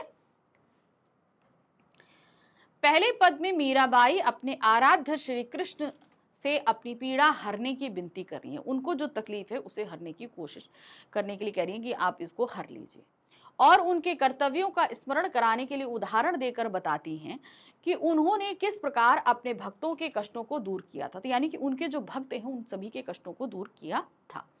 मीराबाई कहती हैं कि हे प्रभु, आपने दुर्योधन की भरी सभा में द्रौपदी का वस्त्र बढ़ाकर उसकी लाज बचाई थी। ठीक है, उनका वस्त्र खींचा जा रहा था तो आपने वस्त्र बढ़ा दिया था। भक्त प्रहलाद की रक्षा करने के लिए नरसिंह का रूप धारण करके हिरण्याकश्यप को मारा था, डूबते हुए गजराज को बचाया और उनके कष्ट को दूर करने के लिए मगरमच्छ को मारा। उसी प्रकार से हे प्रभु, आप मेरे भी कष्ट दूर करें। तो उनके द्वारा किए गए जो अपने भक्तों की मदद थी उस प्रसंग को उन्होंने याद दिलाया, ताकि जो है इसी तरीके से श्री कृष्ण जो हैं वो उनकी भी मदद कर सकें, यानी कि उनसे उनकी विनती सुने और उनसे मिलने के लिए आए। चलिए, अब आगे दूसरा प्रश्न, विरासत में मिली वस्तुओं की संभाल जरूरी है, क्यों? तो कविता के आधार पर बताइए। देखिए, विरासत में जो चीजें मिलती हैं वो हमें अपने पूर्वजों के बारे में बहुत कुछ बताती हैं, उनके द्वारा किए गए संघर्षों के बारे में बताती हैं, उनके द्वारा की गई गलतियों के बारे में बताती हैं, और साथ ही समय आने वाले समय के लिए हमें सचेत करना भी बताती हैं। ठीक है ना? तो ये सब कुछ बताती हैं। तो इसीलिए हमें जो विरासत में चीजें मिलती हैं उसे हमेशा संभाल कर हमें रखना चाहिए। देखिए क्या है, विरासत में मिली वस्तुओं की संभाल जरूरी है, क्योंकि विरासत में मिली चीजें हमें अपने पूर्व अनुभवों की, पुरानी परंपराओं की और हमारे इतिहास की याद दिलाती है कि उस समय क्या क्या हुआ था। नई पीढ़ी उनके बारे में जाने, उनके अनुभवों से कुछ सीखे और उनकी बनाई हुई श्रेष्ठ परंपराओं का पालन करे। इसी उद्देश्य से विरासत में मिली चीज़ों की संवार और संभाल करनी चाहिए। तो ये सारी चीज़ें कहीं ना कहीं, ये पुरानी चीज़ें जो हमको मिलती हैं अपने पूर्वजों से, जिन्हें हम विरासत कहते हैं, उनको हमेशा संभालना चाहिए, क्योंकि हमारी आने वाली पीढ़ी के लिए ये बहुत बड़ी सीख होती है। भाई हम तो अपने, जैसे मान लीजिए मैं अपने पिताजी से मिली हूँ, उनसे सारी चीज़ें उनके बारे में सीखी हैं, जानी है, उन्होंने क्या संघर्ष किया, सब है, लेकिन मेरे बच्चे तो नहीं जानेंगे। तो मेरे बच्चों के लिए ज़रूरी है कि उनके नाना या दादा द्वारा करी गई जो भी उपलब्धियां हैं उनका चिन्ह उनके पास विरासत के तौर पे होना चाहिए। जब वो चिन्ह रहेगा तो उससे जुड़ी कहानियां भी उनको याद रहेंगी। तीसरा प्रश्न है, आज धरती बनी है दुल्हन साथियों, अब तुम्हारे हवाले वतन साथियों। इन पंक्तियों के संदर्भ में सैनिक की भावनाओं को स्पष्ट कीजिए। सैनिक वो जो अपने प्राणों का बलिदान उसने कर दिया है, अब वो मरणासन्न अवस्था में है, कब उसकी मृत्यु होने वाली है, तो उसने अब सारी चीजों से ऊपर किसको रखा है? अपने देश को रखा है। उसके लिए अपनी सबसे प्रिय चीज, अपनी जान को भी न्यौछावर कर दिया। ठीक है, और मगर उसने दुश्मन के पैर जमीन पर पड़ने नहीं दिए, अपनी जमीन पर नहीं पड़ने दिए, अपने देश की लाज को उसने बचा कर रखा। ठीक है, तो यहाँ पर उनके बलिदान, उनकी साहस, उनकी हिम्मत, उनकी देशभक्ति, इन सभी का परिचय मिलता है। प्रस्तुत पंक्ति में धरती को दुल्हन कहा गया है क्योंकि भारतीय सैनिकों ने अपने खून से भारत माता की धरती की मांग भरी है। अब खून बहाएंगे तो जाहिर सी बात है जान तो जाएगी भाई। भारतीय सैनिक इस दुल्हन की रक्षा के लिए जी जान से लड़े थे। चीन इस दुल्हन पर अपना हक जमाना चाहता था, परंतु भारतीय सैनिकों ने स्वयं का बलिदान देकर इसकी रक्षा की। इन पंक्तियों में सैनिकों की देश की रक्षा के लिए बलिदान देने की भावना स्पष्ट रूप से झलकती है, यानी कि उनकी बलिदान की भावना, देशभक्ति की भावना, त्याग, साहस, सब कुछ झलक रहा है। भाई अपने प्राण दे देना तो कोई आसान काम नहीं है, उसके लिए भी अच्छा खासा हिम्मत चाहिए, साहस चाहिए, है कि नहीं? तो वो उन्होंने बनाकर रखी है। चलिए अब आ गए प्रश्न संख्या 13। यहाँ पर हमारी पुस्तक स्पर्श के गद्य खंड से रखे गए हैं 3 प्रश्न, जिनमें से हमें करने हैं 2 प्रश्नों को। ठीक है, क्या दिया गया देखिए, गद्य खंड पर आधारित निम्नलिखित प्रश्नों में से किन्हीं 2 प्रश्नों के उत्तर लगभग 60 शब्दों में दीजिए। तो गद्य खंड पर आधारित हमारे पास कितने प्रश्न हैं? करीबन 3 प्रश्न रखे गए हैं। ठीक है, अब 3 में से हमको करने कितने हैं? 2 करने हैं। जो भी आप उत्तर दोगे वो 60 शब्दों में आपको देना है, और इसके लिए आपको मार्क्स कितने मिल रहे हैं? 3 नंबर। 2 प्रश्न करोगे तो आपको मिल जाएंगे 6 नंबर। ठीक है, चलिए देखिए क्या। अब कहा दूसरे के दुख में दुखी होने वाले पाठ के माध्यम से लेखक ने क्या प्रतिपादित किया है? मतलब उन्होंने बताया है कि पहले के लोग जो हैं सिर्फ मनुष्य, जीव जंतु, प्रकृति की बहुत ज्यादा सेवा और भाव रखते थे, लेकिन आजकल के समय ऐसा नहीं है। लोग स्वार्थी हो गए, सिर्फ अपने बारे में सोचना और समझना चाहते हैं। ठीक है, ये चीज उन्होंने बतानी चाहिए। तो देखिए क्या है, मनुष्य द्वारा प्रकृति के साथ निरंतर की जा रही छेड़छाड़ की ओर ध्यानाकर्षित कराना है, कि मतलब किस तरीके से आज के समय के लोग प्रकृति के साथ छेड़छाड़ कर रहे हैं। प्रकृति के क्रोध का परिणाम दर्शाना तथा प्रकृति के गुस्से का परिणाम बताते हुए प्रकृति, सभी प्राणियों, पशु पक्षियों, समुद्र, पहाड़ तथा पेड़ों के प्रति सम्मान एवं आदर का भाव प्रकट करना है, कि हम इतना सम्मान और आदर करते हैं, ये भाव वो प्रकट कर रहे हैं। दूसरा प्रश्न है, तीसरी कसम एक कलात्मक फिल्म थी। इस कथन को तीसरी कसम के शिल्पकार शैलेंद्र के पाठ के आधार पर स्पष्ट कीजिए। देखिए कलात्मक क्यों कहा गया? क्योंकि इसमें जो राज कपूर और वहीदा रहमान ने जो भूमिका निभाई थी, गाड़ीमन, हीरामन और एक नाचने वाली स्त्री हीराबाई के रूप में, वहां पर निभाने वाले ये दोनों ही कैरेक्टर उस समय फेमस कैरेक्टर थे, लेकिन उन्होंने इन दोनों कैरेक्टर की भावनाओं को इतना अच्छी तरीके से निभाया। राज कपूर एशिया के शोमैन होते हुए भी वो प्रसिद्धि, वो अहंकार वहां पर बिल्कुल भी नहीं झलकता है। वो एकदम एक साधारण से, जैसे सही में एक व्यक्ति गाड़ी चलाने वाला हो, उसकी स्थिति जिस तरीके की होती है, उसके प्रॉब्लम्स जैसी होती हैं, उसकी जो भावनाएं होती हैं, उसे उसी तरीके से राज कपूर ने इस फिल्म में उभार के रखा। और शैलेंद्र जी ने हमेशा ये ध्यान रखा कि जो मेन कहानी थी, मारे गए गुलफाम, फणीश्वरनाथ रेणु की कथा पर, कहानी पर बनी थी ये मारे गए गुलफाम पे, तो उसका पूरा का पूरा जस्टिफिकेशन हो, उस कहानी का जो भाव है, जो लुक है, वो पूरी तरीके से फिल्म में दिखे। ये चीज ध्यान रखिएगा, क्योंकि उस समय फिल्म इंडस्ट्री में जो चकाचौंध थी, जो कल्चर था, वो चमक और चकाचौंध और जो कहते हैं ना ग्लोरीफाई करने के जो तरीके होते हैं, वो तीसरी कसम फिल्म के साथ नहीं किया गया था। जो चीज जैसी है उसे बिल्कुल वैसा ही प्रेजेंट किया गया था। फणीश्वरनाथ रेणु की कहानी में जिस तरीके से जिस चीजों को उभारा गया था, सेम उनको वैसे ही रखा गया था। तो इस तरीके से जो एक कला थी, साहित्य की कला, उसको एज इट इज उन्होंने रखा था।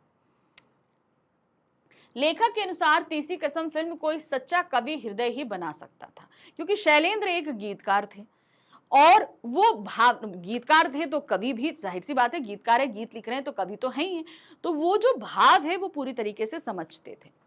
लेखक का यह कथन बिल्कुल सही है, क्योंकि इस फिल्म की कलात्मकता काबिले तारीफ है। शैलेंद्र एक संवेदनशील तथा भाव प्रणय कवि थे, और उनकी संवेदनशीलता इस फिल्म में स्पष्ट रूप से मौजूद है। यह संवेदनशीलता किसी साधारण फिल्म निर्माता में नहीं देखी जा सकती।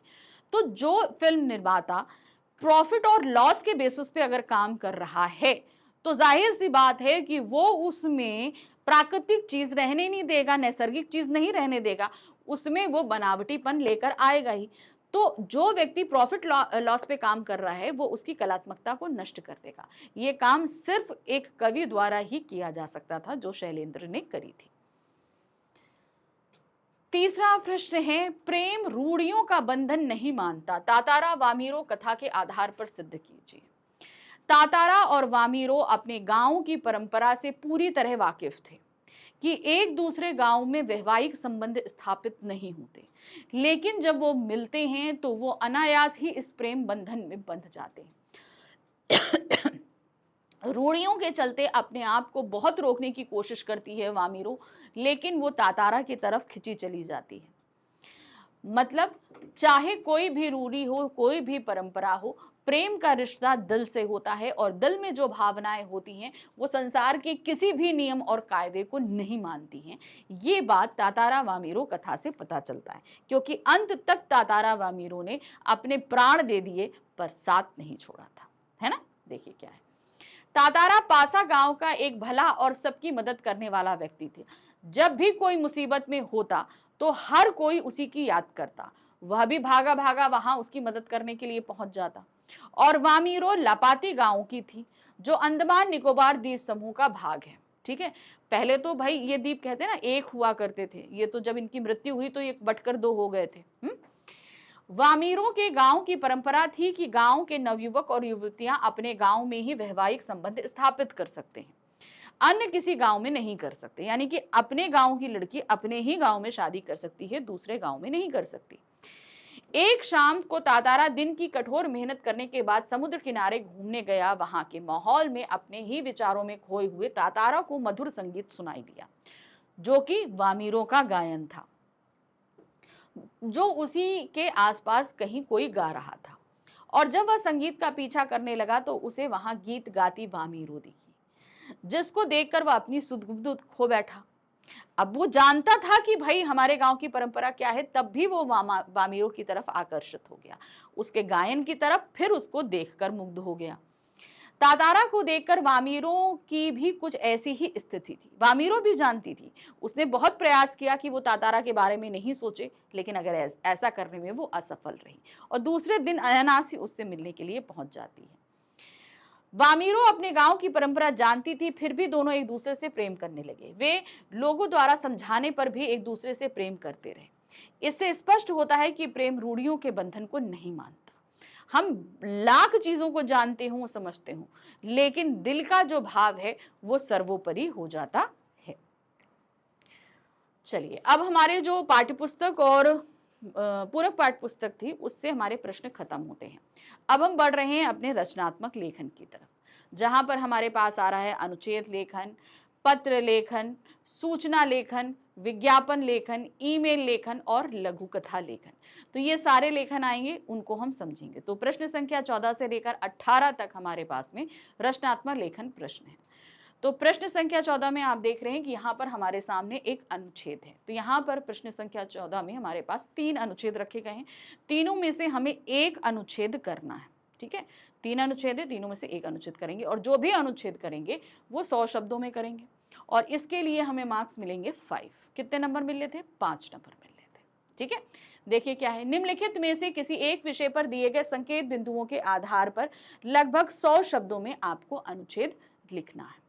तो पहला हमारे पास में बचाना है दुनिया को भूमंडलीय ऊष्मीकरण से। अब भूमंडलीय ऊष्मीकरण का मतलब क्या होता है? Global warming. इससे हमें अपनी धरती को बचाना है। अब इस पर लिखना है आपको एक अनुच्छेद 100 शब्दों में। संकेत बिंदु दिए गए हैं 3। पहला क्या है? स्वच्छ पर्यावरण के लिए जरूरी, दूसरा है जागरूकता है जरूरी और फिर है समाधान। तो ये 3 पर आपको संकेत बिंदुओं पर ये पूरा अनुच्छेद करना है। ठीक है, चलिए देखते हैं क्या है। भूमंडलीय ऊष्मीकरण यानी कि ग्लोबल वार्मिंग आज विश्व के लिए एक विकट समस्या बन चुका है। औद्योगिकरण, वनों की कटाई, प्रदूषण और जीवाश्म ईंधनों के अत्यधिक उपयोग के कारण वातावरण में ग्रीन हाउस गैसों की मात्रा बढ़ रही है। यानी कि जो पर्यावरण को नुकसान पहुंचा रही है उनकी मात्रा बढ़ रही है, जिससे पृथ्वी का तापमान लगातार बढ़ रहा है। इस बढ़ते तापमान के कारण जलवायु परिवर्तन, बर्फ के ग्लेशियरों का तेजी से पिघलना, समुद्री जल स्तर में वृद्धि और अनियमित मौसम परिवर्तन जैसी समस्याएं उत्पन्न हो रही हैं।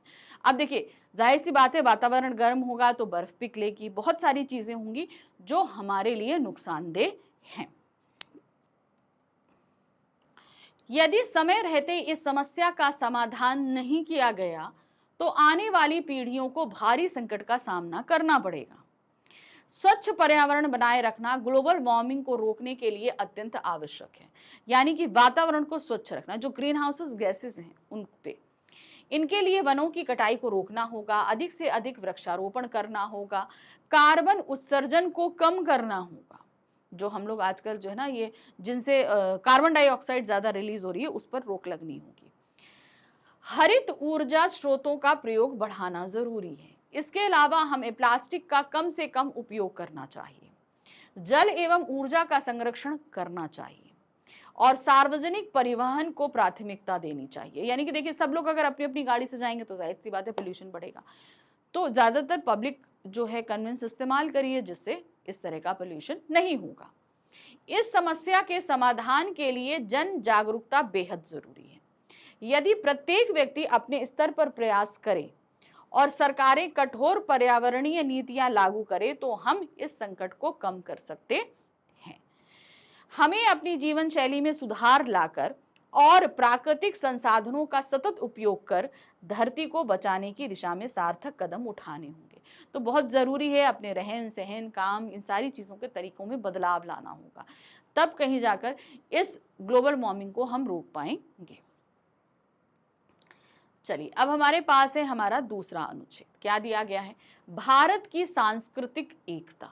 इस पर अनुच्छेद लिखना है। संकेत बिंदु 3 दिए गए हैं। पहला है भिन्नता में एकता, दूसरा है सांस्कृतिक विरासत और तीसरा है भारतीय संस्कृति। ठीक है, तो इन पर लिखेंगे अब हम अपना अनुच्छेद।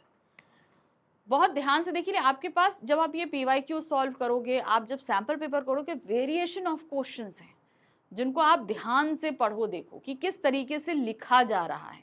ये बहुत जरूरी है आपके लिए देखना। भारत विविधताओं का देश है, जहां अलग अलग भाषाएं, धर्म, रीति रिवाज और परंपराएं होते हुए भी एक अनोखी सांस्कृतिक एकता देखने को मिलती है। मतलब इतना सब कुछ होते हुए भी सब एक साथ रह रहे हैं। अनेकता में एकता भारत की सबसे बड़ी विशेषता है, जो इसे विश्व में एक अलग पहचान दिलाती है। यहाँ हर राज्य की अपनी अलग बोली, पहनावा और खान पान है, फिर भी सभी भारतीय एक ही भावनात्मक सूत्र में बंधे हैं। सबका खान पान अलग है, सोच अलग है, रहन सहन अलग है, लेकिन तब भी इमोशनली ये सब आपस में बंधे हैं कि हाँ भाई, ये हमारे देश का नागरिक है, हमारा भाई है। ठीक है, भारत की सांस्कृतिक विरासत अत्यंत समृद्ध और प्राचीन है। यहाँ वेद, उपनिषद, रामायण, महाभारत और गीता जैसे ग्रंथों ने जीवन के उच्च आदर्शों को स्थापित किया है, क्योंकि ये ग्रंथ कहीं ना कहीं हमें बहुत कुछ सिखाते हैं और समझाते हैं। हम कहते हैं ना, हमारे जीवन की जो समस्याएं हैं, हम इन ग्रंथों को पढ़ के उन समस्याओं को हल कर सकते हैं। मंदिर, मस्जिद, गिरजाघर और गुरुद्वारे भारत की धार्मिक सहिष्णुता और सांप्रदायिक सौहार्द के प्रतीक हैं। नृत्य, संगीत, कला और साहित्य की विविध शैलियां भारत की सांस्कृतिक भव्यता को दर्शाती हैं कि सांस्कृतिक तौर पर हमारा भारत कितना भव्य है, ये दर्शाता है। भारतीय सांस्कृतिक प्रेम, सहिष्णुता, त्याग और सेवा की भावना पर आधारित है। योग और आयुर्वेद जैसी प्राचीन परंपराएं आज भी पूरे विश्व में प्रसिद्ध हैं।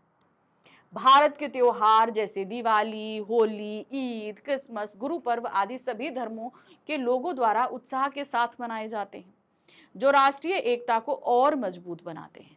तो जब सारे संप्रदाय एक साथ रह रहे हैं, मिलकर त्योहार एक साथ मना रहे हैं, तो इससे एक मजबूती तो बढ़ती ही बढ़ती है ना। भारत की सांस्कृतिक एकता ही इसकी असली शक्ति है। भले ही समय के साथ जीवन शैली बदली हो, लेकिन भारतीय संस्कृति की जड़ें आज भी गहरी और सशक्त हैं, जो देश को एकता के सूत्र में बांधे रखती हैं। तो ये सभी आपस में कहीं ना कहीं जुड़ी हैं और हमको जोड़कर रखे हुई हैं। अब आ जाते हैं हम तीसरे अनुच्छेद पे। यहाँ क्या तीसरे अनुच्छेद में दिया गया है, देखिए, अंतरराष्ट्रीय फलक पर चमकता सितारा भारत हमारा, यानी कि इंटरनेशनली प्लेटफॉर्म पे हमारा भारत बहुत तेजी से चमक रहा है और उभर रहा है। क्यों? क्योंकि इसकी अपनी एक अलग पहचान है। अब इसे हमें साबित करना है 3 संकेत बिंदुओं के आधार पर। विकास की ओर बढ़ते कदम। भारत जो है कि एक विकासशील देश है, वो धीरे धीरे बहुत धीरे धीरे कर रहा था, लेकिन अब बहुत तेजी से विकास कर रहा है। जीवन मूल्यों की पहचान है। हमारी संस्कृति के जो जीवन मूल्य हैं उनको हम अपने साथ लेकर चलते हैं। विकास के नाम पर हमने उनको पीछे नहीं छोड़ा है। फिर है भारतीय दक्षता। ठीक है, हम सभी में इतनी दक्षता और क्षमता है। चलिए, क्या है, भारत आज विश्व मंच पर एक उभरती हुई शक्ति के रूप में अपनी पहचान बना रहा है। विज्ञान, तकनीक, अर्थव्यवस्था और अंतरिक्ष अनुसंधान जैसे क्षेत्रों में भारत ने असाधारण प्रगति करी है, यानी कि इन क्षेत्रों में बहुत तेजी से उसने डेवलपमेंट की है। चंद्रयान और मंगलयान जैसी अंतरिक्ष उपलब्धियां, तेजी से बढ़ती डिजिटल क्रांति और आत्मनिर्भर भारत अभियान देश के विकास की दिशा में बढ़ते कदमों का प्रतीक है। तो ये सब सफलता बता रही है कि भारत बहुत तेजी से आगे बढ़ रहा है। भारत न केवल आर्थिक रूप से आगे बढ़ रहा है, बल्कि अपने प्राचीन जीवन मूल्यों और सांस्कृतिक विरासत को भी सहेजे हुए है। हम आगे तो बढ़ रहे हैं, लेकिन हमारी जो नींव है, जो जड़ें हैं, हमारी भारत की संस्कृति, हमने उसको सहेज के रखा है, उसे नहीं छोड़ा है। सत्य, अहिंसा, सहिष्णुता और वसुंधैव कुटुंबकम जैसे मूल भारत की पहचान है, जो पूरी दुनिया को शांति और सद्भाव का संदेश देते हैं। योग, आयुर्वेद और भारतीय दर्शन आज विश्व भर में सम्मान पा रहे हैं, जिनसे भारत की सांस्कृतिक शक्ति और मजबूत हो रही है। योग पहले बोला जाता ना कि भाई भारत का है, लेकिन अब देखिए पूरा विश्व योग कर रहा है।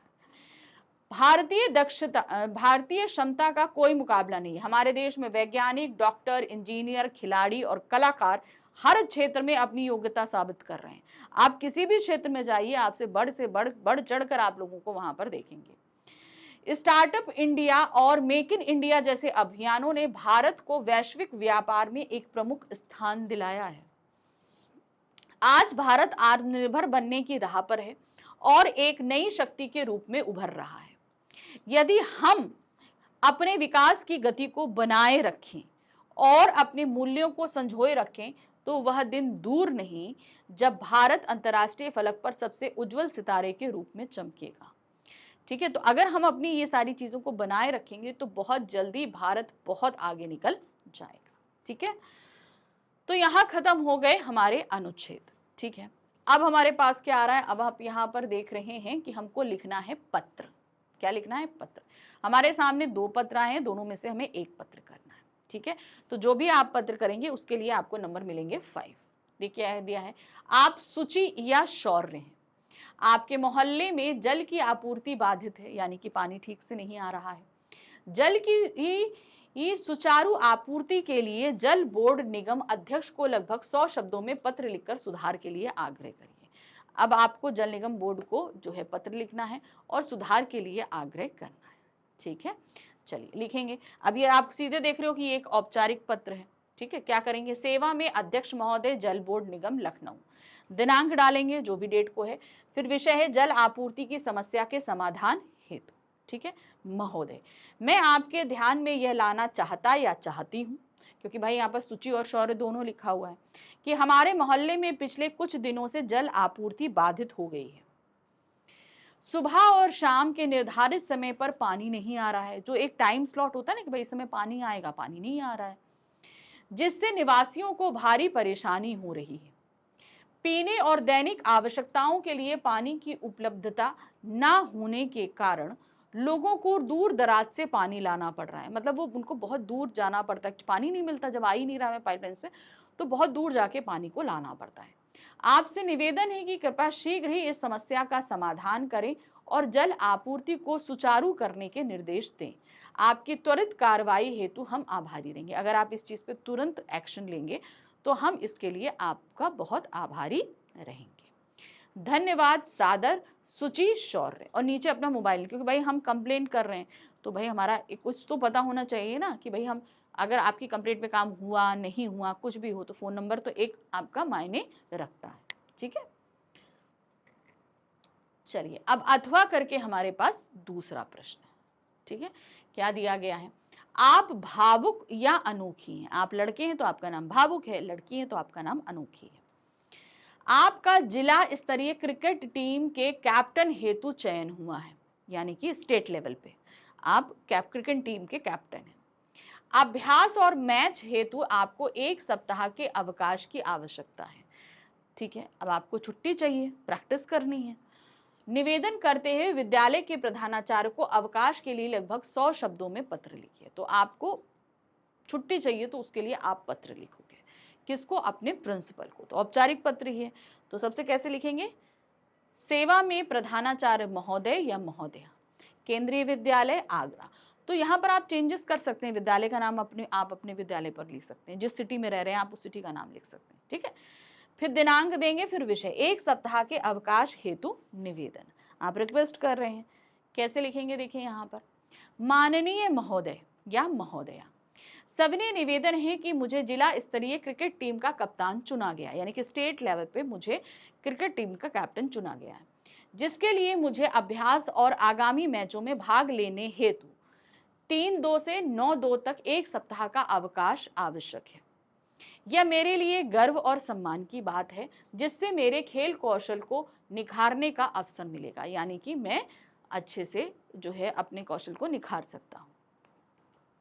मैं आपको विश्वास दिलाता या दिलाती हूँ कि अवकाश समाप्त होते ही मैं अपनी पढ़ाई में पूरी मेहनत करूंगा या करूंगी। कृपया मुझे इस अवधि के लिए अवकाश प्रदान करने की कृपा करें। आपकी कृपा हेतु आभारी रहूंगा या रहूंगी, सादर भावुक या अनोखी। ठीक है, तो आप ये चीज रिक्वेस्ट करोगे कि इस तरीके से आप पत्र लिख रहे हैं। नीचे अपना क्लास और सेक्शन जरूर मेंशन कर दीजिएगा। ठीक है, अब आ गए हम प्रश्न संख्या 16 पर। यहाँ क्या दिया है, हम देख रहे हैं यहाँ हमें लिखनी है एक लघु कथा। ठीक है, क्या दिया है, जब मानव ने स्वयं को पक्षियों की भांति छोटा करने की शक्ति हासिल की और डिब्बानुमा घरों में पेड़ पर रहने लगा तब। ये एक कथा है, इस कथा को हमें लिखना है आगे 100 शब्दों में। अब यहाँ पर ऑप्शन करके आपके पास एक ईमेल दिया रहेगा, या तो आप लघु कथा लिखो या ईमेल लिखो, दोनों में से जो भी लिखोगे उसके लिए आपको 5 नंबर मिलेंगे। ठीक है, तो चलिए पहले तो हम कर लेते हैं लघु कथा। क्या दिया है, जब मानव ने स्वयं को पक्षियों की तरह छोटा करने की शक्ति पाई तब वह डिब्बानुमा घरों में पेड़ पर रहने लगा। तब पृथ्वी पर आबादी कम हो गई, पर्यावरण शुद्ध हो गया। पृथ्वी पर जो पर्यावरण दूषित हो गया वह अब साफ हो गया। मनुष्य सदा से ही आकाश में उड़ने की आकांक्षा लिए हुए है। तो यदि मनुष्य पक्षी बन जाए तो उसे सर्वप्रथम घोंसले में एक निषेचित अंडे के रूप में शुरुआत करनी होगी। भाई पक्षी अंडे से ही निकलता है, तो वो कहाँ से शुरुआत करेगा, एक अंडे के रूप में करेगा, और अपना बसेरा पेड़ों पर करना होगा। तो जो हम इतने बड़े बड़े घरों में रहते हैं, हम एक छोटे से घोंसले में आ जाएंगे। पक्षियों की भांति जगह जगह उड़कर भोजन की तलाश करनी होगी। कच्चा पक्का भोजन, सले गले पदार्थ खाने पड़ेंगे।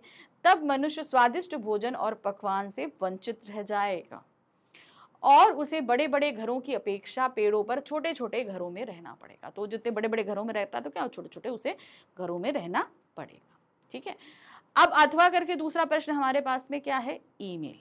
ठीक है, क्या दिया गया है, आपने ऑनलाइन कुछ पुस्तकें मंगवाई थी, लेकिन आपकी पुस्तकें आपके ऑर्डर के अनुरूप नहीं आई हैं। जो आपने पुस्तकें मंगवाई थी वो आपके ऑर्डर के अनुरूप नहीं है। इसकी शिकायत करते हुए प्रबंधक महोदय को लगभग 100 शब्दों में एक ईमेल लिखना है। तो जो उस कंपनी के प्रबंधक हैं यानी कि मैनेजर हैं, उन्हें आपको एक ईमेल लिखना है। ठीक है, कैसे लिखेंगे, चलिए देखें। प्रेषक लिखेंगे पहले, प्रेषिती। प्रेषक कौन है, आप हैं, और प्रेषिती जिसको आप भेज रहे हो। फिर सीसी डालिए, बीसीसी डालिए, दिनांक लिखेंगे, समय लिखेंगे। विषय है ऑनलाइन पुस्तकें ऑर्डर के अनुरूप ना प्राप्त होने के संदर्भ में। तो हमने जो ऑनलाइन ऑर्डर किया था वो हमें पुस्तकें मिली नहीं है, उसके संबंध में आप लिख रहे हैं। अब उसके बाद तो पूरा आपका औपचारिक पत्र ही आ जाएगा। देखिए क्या है, महोदय, मैंने आपकी सुप्रसिद्ध दुकान से कुछ हिंदी की पुस्तकें ऑनलाइन मंगाई थी। मैंने हिंदी व्याकरण की कक्षा 6ठी ही 7वीं 8वीं की पुस्तकें आपकी दुकान से ऑनलाइन मंगाई थी, परंतु मुझे उन पुस्तकों के बदले दूसरी पुस्तकें अर्थात अंग्रेजी और गणित की पुस्तकें गलती से प्राप्त हो गई हैं। मैंने तो हिंदी की मंगवाई थी, लेकिन मुझे इंग्लिश और मैथ्स की मिल गई हैं। अतः आपसे अनुरोध है, मुझे जल्द से जल्द आप मेरी ज़रूरत की पुस्तकें भिजवाने की कृपा करें। इसके लिए मैं आपका बहुत आभारी रहूँगा। धन्यवाद मुकेश। तो नीचे आप ऑर्डर संख्या भी लिखिएगा, जो ऑर्डर संख्या है, ठीक है। तो ऑर्डर संख्या हमेशा हैश करके आती है, वो ध्यान रखिएगा, ठीक है। अब हमारे पास में यहाँ पे दिया गया है प्रश्न संख्या 17 में 2 विज्ञापन, दोनों में से हमें एक विज्ञापन करना है, ठीक है। देखिए क्या है, आपके क्षेत्र में एक नया विद्यालय खुला जिसमें आगामी सत्र में प्रवेश लेने वाले सभी स्थानीय बच्चों के दाखिले में विशेष छूट दी जाएगी। विद्यालय के प्रचार प्रसार के लिए लगभग 40 शब्दों में एक आकर्षक विज्ञापन तैयार करना है, ठीक है। तो अब इसमें क्या आपको बताना है कि स्कूल खुला है, उसका आपको प्रमोशन करना है। तो स्कूल कौन सा है? मदर्स प्राइड विद्यालय है। विशेषताएं आप लिखेंगे, इधर एक पिक्चर्स बना दीजिए जहां आपके सपने होंगे साकार, मतलब उस स्कूल की पिक्चर लगा दीजिए या आप पेंसिल से बना दीजिए। अब इस स्कूल की विशेषताएं क्या है? आधुनिक पद्धति व तकनीक के साथ ये शिक्षा प्रदान की जाएगी। व्यक्तित्व का विकास है, अंग्रेजी माध्यम है, बच्चों का सर्वांगीण विकास है, कंप्यूटर पद्धति द्वारा खेल खेल में शिक्षा दी जाएगी। अब इस स्कूल में अगर आपको एडमिशन लेना है तो आप किससे संपर्क साधेंगे? तनीषा पांडे, मदर्स प्राइड विद्यालय, आपने फोन नंबर यहाँ पर दे दिए, ठीक है। चलिए अब आ जाते हैं दूसरा, क्या दिया गया है यहाँ पर? कोई कंपनी जैविक फल सब्जी बाजार में लाना चाहती है, उसके प्रचार प्रसार के लिए एक विज्ञापन लगभग 40 शब्दों में तैयार करना है यहाँ पर, ठीक है। तो क्या है? जैविक फल सब्जी है तो फल सब्जी की ही फोटो यहाँ पर लगा दो। जैविक फल सब्जियों का बाजार, जैविक क्रांति संपूर्ण भारत में मिशन 2022। जैविक खेती एक नई सोच, क्योंकि भाई जैविक खेती हेल्थ के लिए तो अच्छी है क्योंकि उसमें केमिकल्स नहीं होते हैं। पर्यावरण को स्वच्छ बनाएं, स्वास्थ्य की रक्षा करें। संपर्क शिवाधार मिश्र, रणवीर सिंह, मोबाइल नंबर। तो जो लोग इस काम को कर रहे हैं उनसे आप ये संपर्क साध सकते हैं। चलिए अब हम आगे प्रश्न संख्या 18, जो हमारी प्रश्न पत्र का आखिरी प्रश्न है, और यहाँ पर हमारे सामने दी गई हैं 2 सूचना, ठीक है। दोनों में से हमें एक सूचना करनी है, तो लेकिन हम तो आपको दोनों बताएंगे, है कि नहीं। चलिए देखिए क्या है। तो पहली सूचना है, विद्यालय के सांस्कृतिक कार्यक्रम के सचिव की ओर से बाल कलाकारों द्वारा नाट्य प्रस्तुति की सूचना लगभग 60 शब्दों में दीजिए। तो बालकों द्वारा एक नाट्य प्रस्तुति हो रही है जिसकी सूचना आपको सभी को देनी है कि वहां पर सभी उपस्थित हों नाट्य प्रस्तुति को देखने के लिए। तो सूचना के लिए आपको पता है कि भाई एक को आपको ब्लॉग बनाना पड़ता है। फिर है जो संस्था है कौन सी है? केंद्रीय विद्यालय दिल्ली। सूचना बाल कलाकारों द्वारा नाट्य प्रस्तुति। दिनांक देंगे, समस्त छात्रों को सूचित किया जाता है कि कल दिनांक 23 फरवरी को विद्यालय के प्रांगण में बाल कलाकारों द्वारा नाट्य की प्रस्तुति का आयोजन है। इच्छुक छात्र अपने परिवार के साथ इस कार्यक्रम में पधार कर बाल कलाकारों का उत्साह बढ़ाएं। सचिव, तो जो लोग यहाँ आना चाहते हैं आइए, और जो बच्चे स्टेज पर प्ले कर रहे हैं वो बहुत ज्यादा उनका उत्साह बढ़ेगा, तो जितनी जनता होती है सब उनका उत्साहवर्धन करेंगे, ठीक है। अब हमारे सामने है हमारा दूसरा सूचना। क्या दिया गया है? आपके विद्यालय में क्षेत्रीय पुलिस द्वारा स्वरक्षा प्रशिक्षण शिविर का आयोजन किया जा रहा है। इसकी जानकारी छात्रों तक पहुंचाने के लिए एक सूचना लगभग 60 शब्दों में तैयार करनी है। तो वैसे ही सबसे पहले सूचना जिस संस्था द्वारा दी जा रही है, केंद्रीय विद्यालय दिल्ली सूचना, फिर विषय लिखेंगे क्षेत्रीय पुलिस द्वारा स्वरक्षा प्रशिक्षण शिविर, ठीक है। दिनांक डाल देंगे जो भी डेट है। फिर उसके बाद है समस्त छात्रों को सूचित किया जाता है कि कल दिनांक 23 फरवरी को विद्यालय में क्षेत्रीय पुलिस द्वारा स्वरक्षा हेतु प्रशिक्षण शिविर लगाया जा रहा है। इच्छुक छात्र अपना नाम विद्यालय के एनसीसी शिक्षक को दे दें। प्राचार्य, तो प्रधानाचार्य की तरफ से ये सूचना इशू की गई है, ठीक है। तो ये बन गई हमारी सूचना और इसी के साथ खत्म हो गया हमारा यहाँ पर ये प्रश्न पत्र, ठीक है। तो इस तरीके से हमने अपने ईयर 2024 का क्वेश्चन पेपर कर लिया, जो दूसरा सेट था। अब आप में से बहुत सारों के ये प्रश्न होंगे कि मैम अब क्या? भाई अब हमारी जो पिछला सारा प्रिपरेशन था वो हो चुका है, अब हम बढ़ने वाले हैं आगे, और एग्जाम्स के दौरान जब हमारी सारी प्रिपरेशन हो जाए तो हम शुरू करते हैं क्या, अपने सैंपल पेपर करना, क्योंकि जितना हम सैंपल पेपर करेंगे उतना हम एग्जाम पैटर्न से, रिवीजन से, टाइमिंग से, मिस्टेक से, स्पीड, ये सारी चीज़ों पर वर्क कर पाते हैं। तो बहुत ज़रूरी है, जैसे मैंने आपको बोला कि पिछले 4 से 5 साल के प्रीवियस ईयर क्वेश्चन पेपर आपको क्वेश्चन पैटर्न के लिए पढ़ने हैं, वो तो पढ़िए।